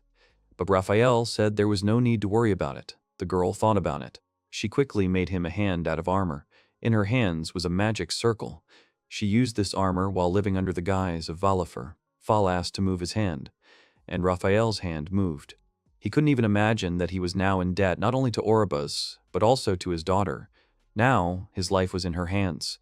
The girl only asked him not to exaggerate. Chastel realized that she was the only one leaving. The three of them confirmed it. The girl became scared, but Zagan said that she could return at any time, because Nephi and Foal would be glad to see her. Foal asked about herself, and Zagan confirmed. Chastel asked about Zagan. He was surprised and began to think that sometimes it would be nice to sit and have a glass or two together. The girl was visibly happy and ran to the church. Zagan noticed that she was making so much noise. Nephi turned away, and Zagan didn't understand why she was angry. But the girl didn't seem angry. That's why the guy asked her. He extended his hand to her. The girl asked him to guess himself. Zagan realized that she was angry and at the same time waiting for something. He was embarrassed. The guy reached down, put his hand to her cheek, and apologized for leaving her yesterday. The girl's eyes widened in surprise, and he told him that it was unfair. The couple in love stood apart from Raphael and Foal. Meanwhile, the man covered the girl's eyes so that she could not see anything. He told her that it was because it was too early for her to see such things. Nephi grabbed Zagan's hand tightly. Someone was watching them through a magic ball. The stranger told her to laugh as long as she could. Nefilia was damned. It was morning. Nephi and Foal were walking through the city. The girl asked for something sweet. There were barkers advertising their shops on all sides. The girl refused Foal, saying that dinner was coming soon. The merchant said that if they wanted to roast a chicken, he recommended these herbs. The woman said to thank the Lord on their behalf. Nephi thanked the merchant for the herbs. Well, she wanted to eat. She was waiting for dinner. Nephi felt it too and decided that they would go home. The girl turned around and rushed at Nephi because something had happened. Something fell nearby. Foal realized that they were attacked, and it was some kind of spell. A woman's foot stepped onto the road. A voice came from under the cloak, wanting to make sure it was Nefilia. The girl was angry. The stranger in the cloak saw no need to doubt. She began to cast a spell that made Nephi disappear. The girl was shocked, but Foal tried to save her with a magic circle, and Nephi was already trying to stop Foal. Spears started flying from everywhere. They hit people, and screams were heard everywhere. Even ordinary people were affected. Nephi screamed for her to stop. The fragments stopped. The girl in the cloak was surprised. Nephi stood up proudly. A lot of pierced people were lying on the asphalt. Just a minute ago they were smiling, and this really irritated the girl. She was very angry. New spears flew, but the girl stopped them. Foal realized that Nephi had taken control of them, and she realized how strong she was. The girl in the cloak felt sick. Nephi said that she would not leave and pointed spears at her, but the unknown woman had a strong shield. It still shattered, but the girl didn't give up and sent more and more fragments, which Nephi sent back. The unknown woman said that the girl was worthless, but she was still an elf. The girls were surprised by the stranger's words. As it turned out, the girl in the cloak was also an elf. Raphael didn't understand why her face was familiar. It looks like Nephi's face. The girl stood proudly. She said that the sigil of the Lord was a terrifying power. There was a magic circle on the floor. Voices were heard. People lying on the path did not understand what had happened. Zagan's barrier. Nephi tried to stop the girl and tried to understand who she was. The girl answered that she was she. This is Nephi, only cursed. The girl disappeared, leaving behind a note. The merchant turned to Nefilia. He was afraid that something had happened to her. The others looked around and thought that Nephi had restored it. The girls noticed the letter. It said, "To the demon lord Zagan, from the demon lord Bifrons." Raphael summoned Metatron, drawing his sword. He pointed the sword at Zagan, who activated the magic circle. He realized that the power was not in the blade itself, but in the writing on it. They were so different from the magical symbols that he didn't even know where to begin working on them. It seemed to him that he was hitting the sword with a hammer, making notches that were immediately sealed, and it seemed to him that the blade was like a living creature. Raphael thought that this was close to the truth. He also realized that Zagan had not yet revealed the secret of the holy swords. The boy replied that thanks to the books left by Marchosis, he knew where these symbols came from. It was a divine language. The symbols matched those used by the ancient deities, but with the departure of these beings from their world, the meaning of these inscriptions was lost, and even the church is unable to read them. Raphael said that the sword itself chooses its owner, and sometimes it seems to manifest its will. In addition, this manifestation takes shape depending on the owner, such as Raphael's flame and Shastel's flame. But if the swords really did have a will of their own, did that mean their creators were living beings? But in that case, there should have been traces of their creators.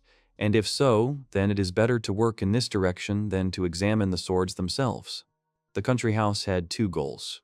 The first is to learn how to destroy demons. The second is to find a way to destroy the seal of the demon lord. He had promised Nephi a quiet life, and the demons and the lords themselves would surely cause them trouble. If he could not find a way to destroy the seals, he would not be able to get rid of their owners. He thought he could find out why the seal symbols and the writing on the blades were so similar, that he could get to the bottom of it, but suddenly, Zagan was scared. Raphael didn't understand what had happened. The guy explained that the barrier in Kianita worked, and something happened near Nephi and Foal. Zagan immediately ran to the exit, and the girls were already standing there. The guy was very worried. Full wanted to tell, but Nephi squeezed her hand. The girl became noticeably sadder, and so did Full. She explained that nothing terrible had happened. Zagan and Raphael exchanged glances. The guy asked his daughter again, and she confirmed. Zagan calmed down and said that Raphael was just about to squeeze the juice, and he asked the girls to help him. They left. Zagan and Nephi were left alone. No one could hear them. Nephi started to apologize. The guy thought that it was so hard for her to talk about it. He was ready to destroy the one who did this to Nephi. But if she couldn't talk about it, then she needed to calm her down and not bring up the topic until she was ready to tell him everything. He didn't understand how to do it, because when he wasn't in the mood, she put her head on his lap. He thought about how to behave in such a situation. The girl tried to explain, but Zagan had an idea to take her to a place where there would be atmosphere. The guy picked her up. The girl was shocked. He carried her and thought that she was so light, so soft, and smelled so nice. They were both embarrassed. Zagan brought her to the library because it was cozy and pleasant. He couldn't put her on his lap there, so he just sat at the table with her. She didn't understand what he was doing, and he didn't know either because dinner wasn't soon and he wanted to finish reading something. He realized that he had made a big mistake somewhere. Nephi remembered the letter. She gave it to Zagan, saying that she had been given something when she was in Canada. He asked her to read it for him. In the letter, the highly respected demon lord Zagan. In order to strengthen our relations, he invites him, a new comrade, to an evening ball. This invitation extended to all the inhabitants of his castle, and also to Madame Chastel Lilkvist, eagerly awaiting his consent. Demon Lord Bifrons. Zagan thought that it was he who dared to raise his hand against Nephi, because they know about Chastel and even that foal lives with them, which means they have been followed for some time. The girl thought he would agree. He replied that he had received a personal invitation from the Lord. He had no reason to refuse. In any case, he would have to face him, and this was a good opportunity to compare their strengths. The girl became sad.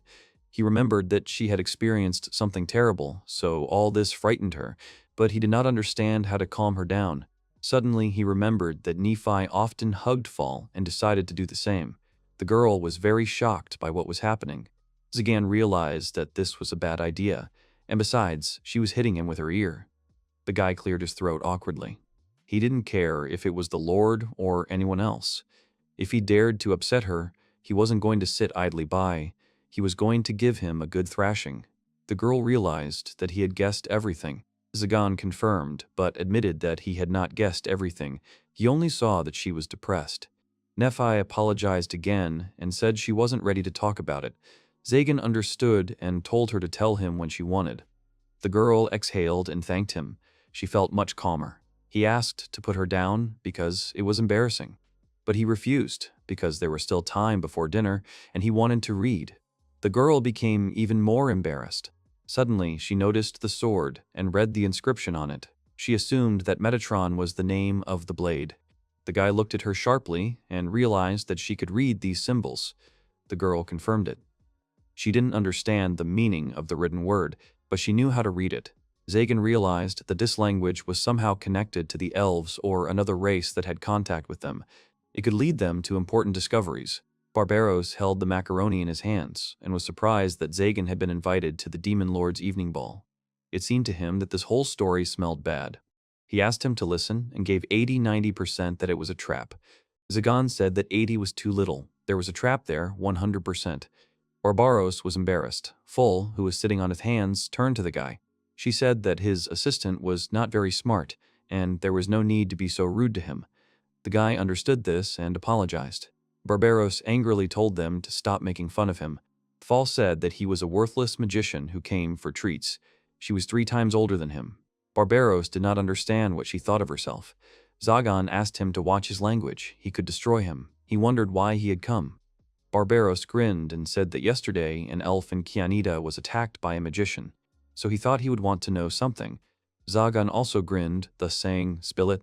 He was all ears, and if the information was useful, he would let him choose the reward.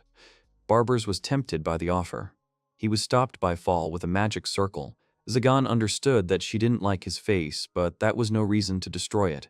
Meanwhile, Barbaros didn't understand what was wrong with his face. Seeing that she again didn't want him to hear about yesterday, Nephi sat tensely. Zagan stroked Foal's head and said he would wait until Nephi told him herself, and asked her not to be angry.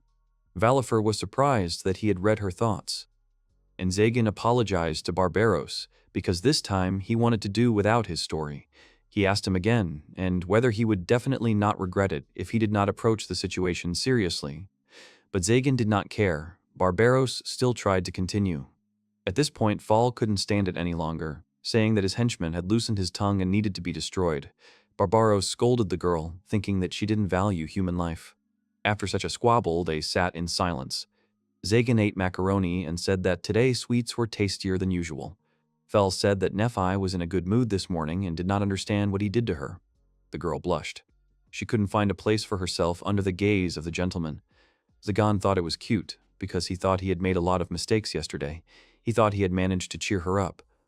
Valfer said it was time to free Zagan's lap for Nephi, but she wasn't exactly eager to sit on it. Zagan looked at her and suggested that she sit down. This made the girl even more embarrassed. She was about to get up, saying that it was mean, but she saw Barbaros's strange look and sat back down. The guy thought that she would have sat down if not for Barbaros. He dreamed that he would leave. Zagan announced that it was time to get ready for the ball. Barbaros thought that he had decided to dress up for the ball, but the guy reminded him that Chastel was mentioned in the invitation. She could be drawn into this story, and it was better for her to know it in advance. Barbaros remembered the girl and did not understand how much longer he would have to look after her. A whole month had passed, and Barbaros was still protecting her. Zagan realized that they hadn't discussed how long he would have to do this. He thought about it and said that he didn't remember him mentioning a time limit. Barbaros thought the guy was generous, but it turned out to be a complete scam. And he didn't understand why she was invited at all. Zagan replied that everyone who was connected to him was invited. He was surprised and happy because it meant that he was also invited. But his happiness was immediately cut short by Zagan's words that he was not invited. Barbaros immediately hung on him and did not understand why he was not invited. But the guy didn't know, and he didn't care. Barbaros was upset, and Zagan only said that he was nothing but a headache. But suddenly, the sad guy realized something. The castle would be empty without all its inhabitants, and he could look after it. After all, it was very imprudent, otherwise the castle would be under surveillance. Fall still proposed to destroy it, but Zagan supported his idea. Barbaros was immediately happy, saying that he was being spoiled too much. Fail said that he would rob the entire castle, and Barbaros said that Zagan would decide for himself, but he said that if someone outside tried to take something out of the castle, then a fitting punishment awaited him. Barbaros began to curse. He almost said goodbye to his life when he tried to take out the grimoire. He was attacked by demonic dogs of the void. Zagan was surprised that he was still alive, and he did not understand why this disappointed him. Foal and Zagan exchanged glances, and the guy told her not to worry. He made sure it didn't work on her and Raphael. The girl praised him, but he only said that these were the most ordinary measures. Barbaros said that it was not true. Even magic was difficult to learn. Zagan could not call himself a demon lord if he could not even cast such a spell. He would not allow his magic to harm Nephi. Barbaros decided to say one last thing. He wasn't sure if it was right to keep silent about yesterday. The girl nodded, and the magician laughed. Realizing that he had wasted his time, it seemed stupid to him. He waved his hand and disappeared. Nephi said that Lord Barbaros was kind in his own way. Zagan was surprised, because she had heard that they had discussed his destruction. The girl thought that they were friends, but the boy did not consider him a friend. And again he remembered the ball at the Demon Lord's. He was curious about what they had in store for him. Nephi wondered who that girl was. She had white hair like all the damned children like her. Their faces were similar too, but her eyes were full of hatred. The angel thought something was wrong, but Nephi said she was just thinking about something. The girl thought it was about the mage who was destroying everything around her and looked like her. Her face gave her away. The girl thought it was her old friend, but it was not so. Nephi had a bad feeling about her. She was afraid of her incredible strength, and the words she spoke were menacing. They didn't resemble magic in structure, but rather witchcraft. But it wasn't just that she understood their meaning. It was only because of that he was able to gain control of her spell and use it. But after their meeting, she felt that something began to change in her. She did not want to become like her. If someday she would hate something with all her soul, and with her power, she would be able to destroy people without a twinge. If she became like that, would Zagan love her? The girl was only worried about that. She immediately dismissed these thoughts because, of course, he would. If she clung to him, she was sure he would not abandon her. And yet it was wrong. The angel girl said that she would never be the same, but if something was bothering her, she should definitely come to her because her sister would cheer her up in the blink of an eye. But if you put problems on other people's shoulders, Nephi will hate herself. She is with Zagan because she wants to be his support, but she cannot cling to him like a parasite. The girl was surprised and asked her to listen. After all, it meant not clinging, but relying on another person. Nephi asked again, and the girl gave her an example. If she noticed that Zagan was being weighed down by something, like she was now, what would she do? She said that if that happened, she would try to ease his burden and support him. That was what the girl had told her. It wouldn't burden her, and she wouldn't hate him. Nephi said the word again, rely. In her homeland, she was always alone, an outcast. She had already forgotten what it meant to rely on others. Because as long as she does not stand still and moves forward with him, she will not be some kind of parasite and will not just cling to him. The girl added that sometimes it's very sad when no one even counts on you. Nephi became serious and thanked Manuela. She also decided that she needed to have a proper talk with Mr. Zagan. Manuela was inspired, but if she suddenly decides to cry, she is always happy to do so. She has so much advice on underwear. Nephi smiled and, having thanked him, declined. And then, the largest lake, Sfragita. Pholus was very impressed by its size. She saw the ship for the first time and realized how much it was rocking. The girl was very happy. Zagan asked her if she enjoyed their trip. She agreed. Phol drew Zagan's attention to Nephi's beautiful dress and waited for his opinion. He blushed, and the dress was as beautiful as she was. Nephi was very embarrassed. She seemed very worried about something when she went to buy the dress, but it seems that everything is fine now. Zagan asked Raphael how the armor fits, Valefar. He thought it might be too tight. But the man replied that, on the contrary, she was much more practical than his consecrated armor. Raphael's face was known among the mages, so they dressed him in the old armor of Phol. The creation of the consecrated armor is a secret that is guarded even within the church. Raphael was surprised that he was able to turn the armor of the Phantom into it, and the guy just replied that it was entirely Nefilia's merit. Because on his consecrated armor, as on the holy swords, symbols are used, and their source of power is most likely a celestial language. But Nephi was able to read them. So the idea came to him that if they repeated the symbols from the consecrated armor, then their power would also manifest along with them. Raphael was very surprised by this, and Nephi said that they were different from the language spoken in her village, but she had definitely seen them somewhere before, but could only read them. Zagan said that when he tried to imbue the symbols with magic, it didn't work. There was some reason why only someone who could read the symbols could use them, and it was probably an elf or someone from a race close to them working with the church. Raphael thought that she could make holy swords too, but she denied it. They managed to reproduce their power, but only partially. They were copies that could not compare to the originals. Certain conditions were necessary for their creation. Otherwise, the church would have long ago put their production on stream. In addition, the symbols on the seal of the ruler, although similar to the heavenly language, Nephi could not read them. There is some connection. Zagan hoped that in the future he would be able to count on his support as well. Raphael cheerfully supported him. Chastel suddenly appeared, apologizing for interrupting them. She thought the ball was not taking place here, but Zagan confirmed that this was the place. She didn't understand why such eerie music was playing. He replied that the guests didn't want their conversation to reach strangers' ears. The host of the ball was trying for them. Chastel noted that the musicians themselves were not alive. The girl was already irritated because he had sent her an invitation to the ball, but he himself did not know what kind of meeting it was, and he answered that it was a trade meeting for magicians. Chastel had already screamed because she did not understand why he had not warned her in advance. She thought that the evening ball should resemble a normal party, and she dressed with this in mind. Nephi said that Chastel looked very good in the dress she was wearing, and the girl in turn complimented Nephi's dress, but that was not the point. Zagan didn't want to believe that she had come here unarmed. Chastel said that her sword was left in the lobby. She didn't think it would be okay to dance in the armor of a holy knight. Everyone present turned sharply in their direction. The cloaked mages began to talk among themselves about her mention of a knight's. One of them remembered that she was the only woman among the captains of the order. Someone thought that she had been sent to a dinner party for the Lord. Someone thought that it was impudence. Someone suggested that she be destroyed altogether. Chastel began to feel uneasy. Zagan understood that they were a lot of trouble, and he told her to follow him. They walked through a room with a large number of guests. Chastel did not understand why he was walking through the crowd, and Zagan wanted to create an impression. The song March of the Demon Lords started playing, but everyone was looking at Zagan, realizing that it was him. They thought that he was the new Dragon Lord. Someone noticed that a ghost was following him. There was a rumor that it had disappeared, which meant that Zagan had subdued it. They noticed the horns on full and realized that it was a young dragon. Someone heard that Zagan got her when he killed the mage hunter Raphael. Elf entered their conversation. Someone warned that she was Zagan's bride, and they had to be careful with her. Someone else heard that Purgatory was cut into 8 pieces in an attempt to harm her.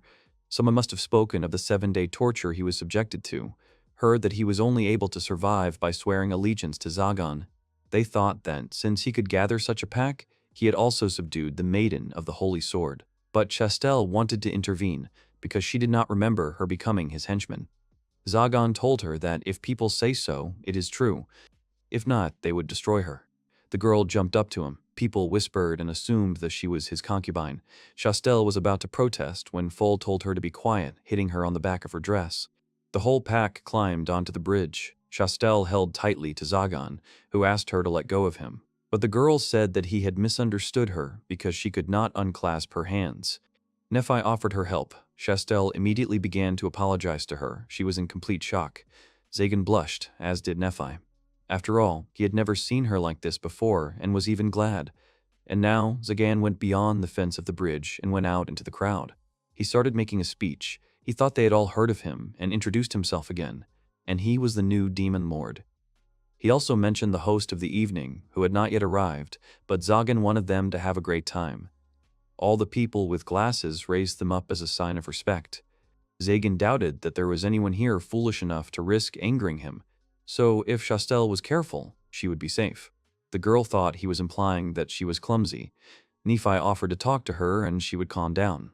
Chastel thanked her because she was always kind to her, but at the same moment Foal shamed her for being a crybaby. Chastel asked Nephi if she had ever been on a ship, but the girl told her that it was the first time for her because she grew up in the mountains. Zagan said that technically it had happened. As a boy, he was trying to get food and fell into a box, and someone nailed it shut and carried it to the ship. He had food, but he almost suffocated, and when he was discovered, they scolded him. Nephi joined the conversation by telling how she once climbed into the basement and found some honey there, but was locked in and almost froze to death. Zagan asked if she could identify those who did this. Nephi thanked him, but thought that it was not worth resurrecting someone for the sake of revenge. The guy smiled. She was kind. The girl said that he himself did not take revenge on those who scolded him. He replied that the stolen fruit was delicious. The girl confirmed, remembering that the honey was delicious. Foal understood that they had been through a lot. But Chastel was more concerned that the church was leading its flock in the right direction. The girl explained that Cardinal Clavel's disappearance a month ago had been declared an accident. The 3 knights had tried to cover up all traces. The Unity faction already knew that Raphael was seeking a meeting with the Cardinal, but there were no questions from their side. Raphael said that the main goal of the Unity faction was to avoid unnecessary conflicts with the mages. They didn't know when the demons would return. They would figure that out when Mr. Zagan got stronger. The boy realized that they were fine with it as long as she got along with him. Chastel was surprised. Zagan replied that if someone was poisoned, even he would be worried. The girl thought he was worried about her, and the guy thought he was wrong, and he explained that he meant that he didn't want her to disappear because he was his friend, but she thought about love. The girl misunderstood him, and now he didn't know what to say. But he didn't care. He didn't care. He didn't care what was on other people's minds, as long as it didn't bother him and Nephi. And Chastel wasn't so stupid as not to feel the difference. But he thought she wanted to hide it herself. Here the girl asked Zagan about his specific goal. She repeated that she was not so weak as to be a burden, so she wanted him to be able to trust her. Zagan and Nephi were surprised by her words. After all, he had already saved her more than once, and she wanted to repay him. She didn't care if it was in the form of an alliance or something else, but she wanted to maintain this relationship. The boy clenched his fist. He wasn't sure he understood what trust was. He hadn't felt it for a long time. The girl was surprised, thinking that she and Nephi completely trusted each other. He may not realize it, but he trusted Nephi. Zagan realized that it was true. It was thanks to her that he understood what it meant to heal someone else's heart. He didn't trust Raphael in full, but he doubted that he could rely on Chastel. Nephi thought and rubbed the collar of her dress. She turned to Zagan. She said she had something to tell. Her heart was pounding. Everyone turned around. There were boxes behind them. There was a knock coming from them. Fael tried to understand what was there, and Chastel thought it was a stowaway. Here they remembered the story recently told by Zagan, and everyone immediately had lunch to open the box, because suddenly a homeless child fell in there. Raphael assumed that there might be a dangerous animal there and asked to let him open it. When they opened the box, they were surprised. There was a boy inside who thought he was going to suffocate. He thanked them very much, because he himself would never have opened it. He decided that now he was indebted to them for the rest of his life. Meanwhile, Zagan wanted to know what Chastel wanted to talk to him about, and she, in turn, said that it was not so important now. The guy got angry and looked at the boy, because he appeared right when Nephi wanted to tell something. The boy apologized very much. He did not want to interrupt their conversation. Nephi asked Zagan to calm down and asked if the boy was okay. He said he had a few scratches. The girl said she could heal them, but she also wanted to know how he got there. The boy introduced himself. His name was Nero, and he was a novice magician. So he could deal with the scratch himself, but then his magic circle flared up. Raphael asked if the boy was okay, but he just wanted to show off, and in fact he had no abilities. Even after a year of training, he still could not learn magic. His eyes lit up, and he begged the Lord on his knees to take him as a student. After all, that was why he had snuck on board. The boy stood there in amazement. But the boy continued that he understood how impudent it was on his part, but he continued to ask. He could only ask him. But Zagan did not feel even a drop of magical power from him. He understood everything and said that he had no time for his students now. The boy began to run around him, begging him to take him and the student. He could carry his things and run errands, whatever he wanted. He offered to wash his shoes with his tongue. Nephi asked him to think about the request, but he said there was no need. The girl looked at the boy who was begging, and someone was hovering over her ear, laughing and telling her that she had a good heart. She immediately turned around, and the mage flew up, giving her the instruction that you shouldn't trust mages. After all, they are all liars. Zagan looked at her, and this mage introduced herself. This was the temptress Gamori. She wanted to greet the Lord personally. The guy realized that she was one of the candidates. The woman smiled, and Fall stood looking at her in surprise. Zagan thought that she wanted something from his daughter, but Gamori replied that she was trying to figure out whether the miraculous butterflies surrounding the ruler had been kidnapped or not. The woman realized that it seemed that she had worried in vain. The guy said that if she wanted to show concern, she should take care of Chastel instead. The woman said that she didn't like the Holy Knights and didn't care what happened to her. Someone appeared behind Gamori and said that it was impolite to say such things.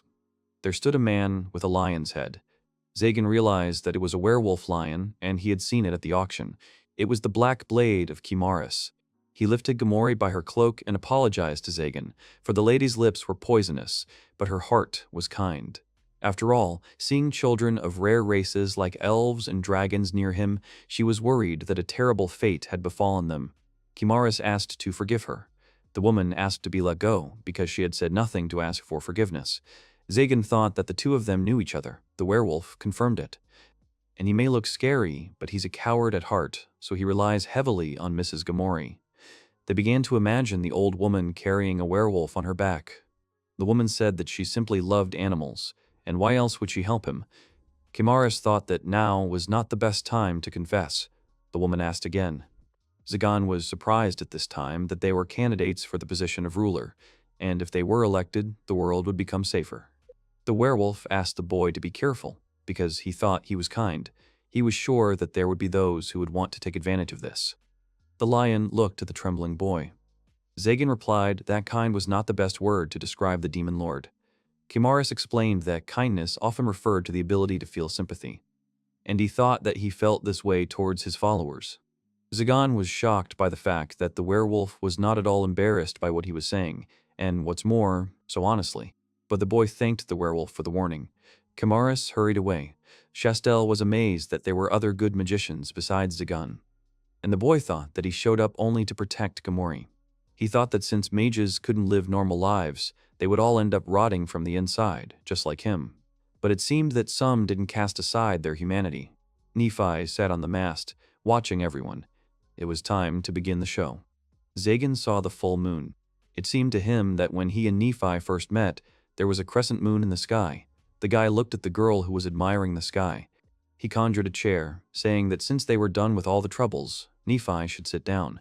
The girl said that it would be better if she stood. Then he pointed to Chastel, and looking at Nephi, he offered her to sit down. The girl sat down immediately. Fall wanted something tasty, and Raphael decided to leave with Zagan's permission. He allowed it. The man grabbed Fall, and she wanted to stay here a little longer, and Raphael said that it was time for her to learn to catch the atmosphere, otherwise the master would give her a thrashing. The girl told him that he was the last person she wanted to hear about capturing the atmosphere. Zagan blushed, but invited Nephi to sit closer, pointing to his knees. The girl told him that it was terribly shameful to do such a thing here, and he understood that too. Nephi said he embarrassed her too often. He told her he just saw a new side of her every time. The girl became even more embarrassed, saying that it was not fair, and Zagan looked at her. The girl's ear began to tremble. The guy poked it to make it stop. The girl screamed. He immediately began to apologize, because he was simply curious. Nephi thought that he was interested in her ears, and Zagan replied that this was Nephi's strongest part. She became even more embarrassed, but said that if he liked it, then she didn't mind. Zagan was shocked that he really could. He sat down opposite her and said that he would touch them now. Nephi agreed. The guy took the girl's ear. He realized that they were so soft. He did not feel the pulsation of the arteries, but the more nervous she became, the harder her ears became. The girl put the bone of her finger in her mouth out of embarrassment. Zagan thought she was tickling, although it looked more like he was doing something terribly indecent, but he continued to stroke her ears. The girl raised her head, and the guy immediately began to apologize, thinking that he had hurt her. But as it turned out, she was simply touched for the first time for them, and she was embarrassed. They both hung their heads in great embarrassment, and all the people looked at them. Everyone had their own emotions. The boy and the girl immediately jumped away from each other and were silent. Nephi said that next time they would make sure that they were alone. Zagan was shocked that he would be able to touch them again, and he realized that she wasn't disgusted. He didn't think he could hold back if she did it again.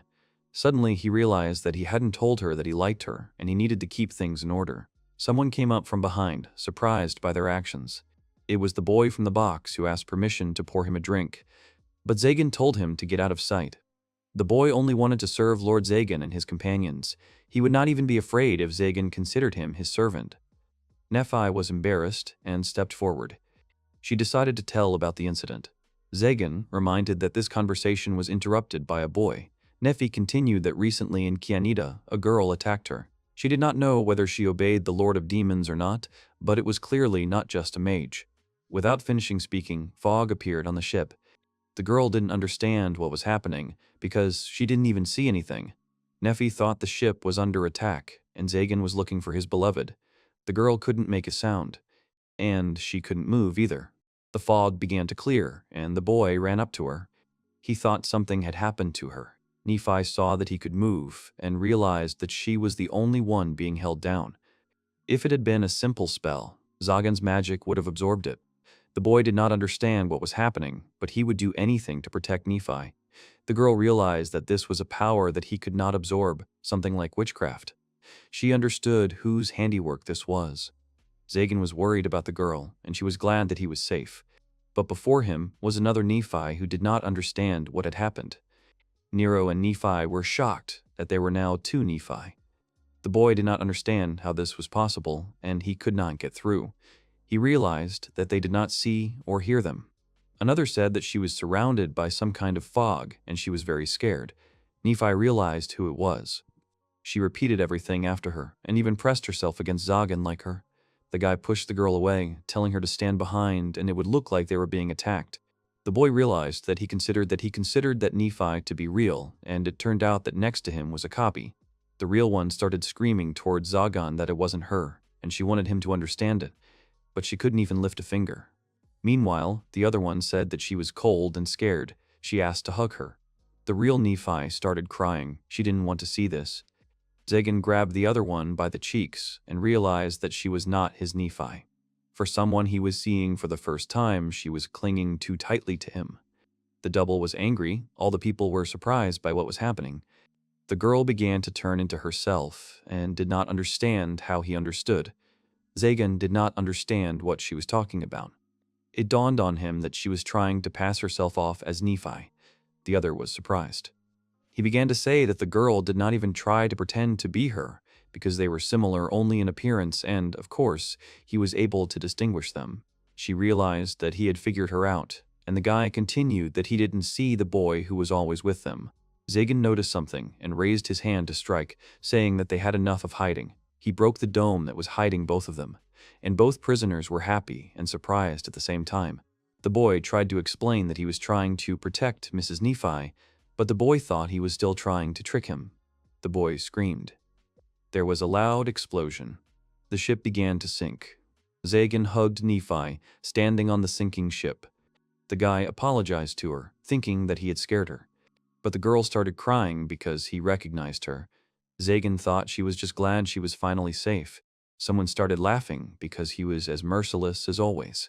And he was confident in his acting.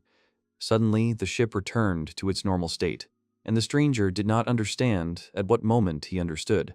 Zagan replied sarcastically that he really thought that some boy without magic could get into the Lord's ball, which was well guarded. The stranger realized that there was something wrong with his legend because he really had screwed up with it. The stranger decided to introduce himself. He was the demon lord Bifrons, and on this wonderful evening, he welcomes them on board his ship.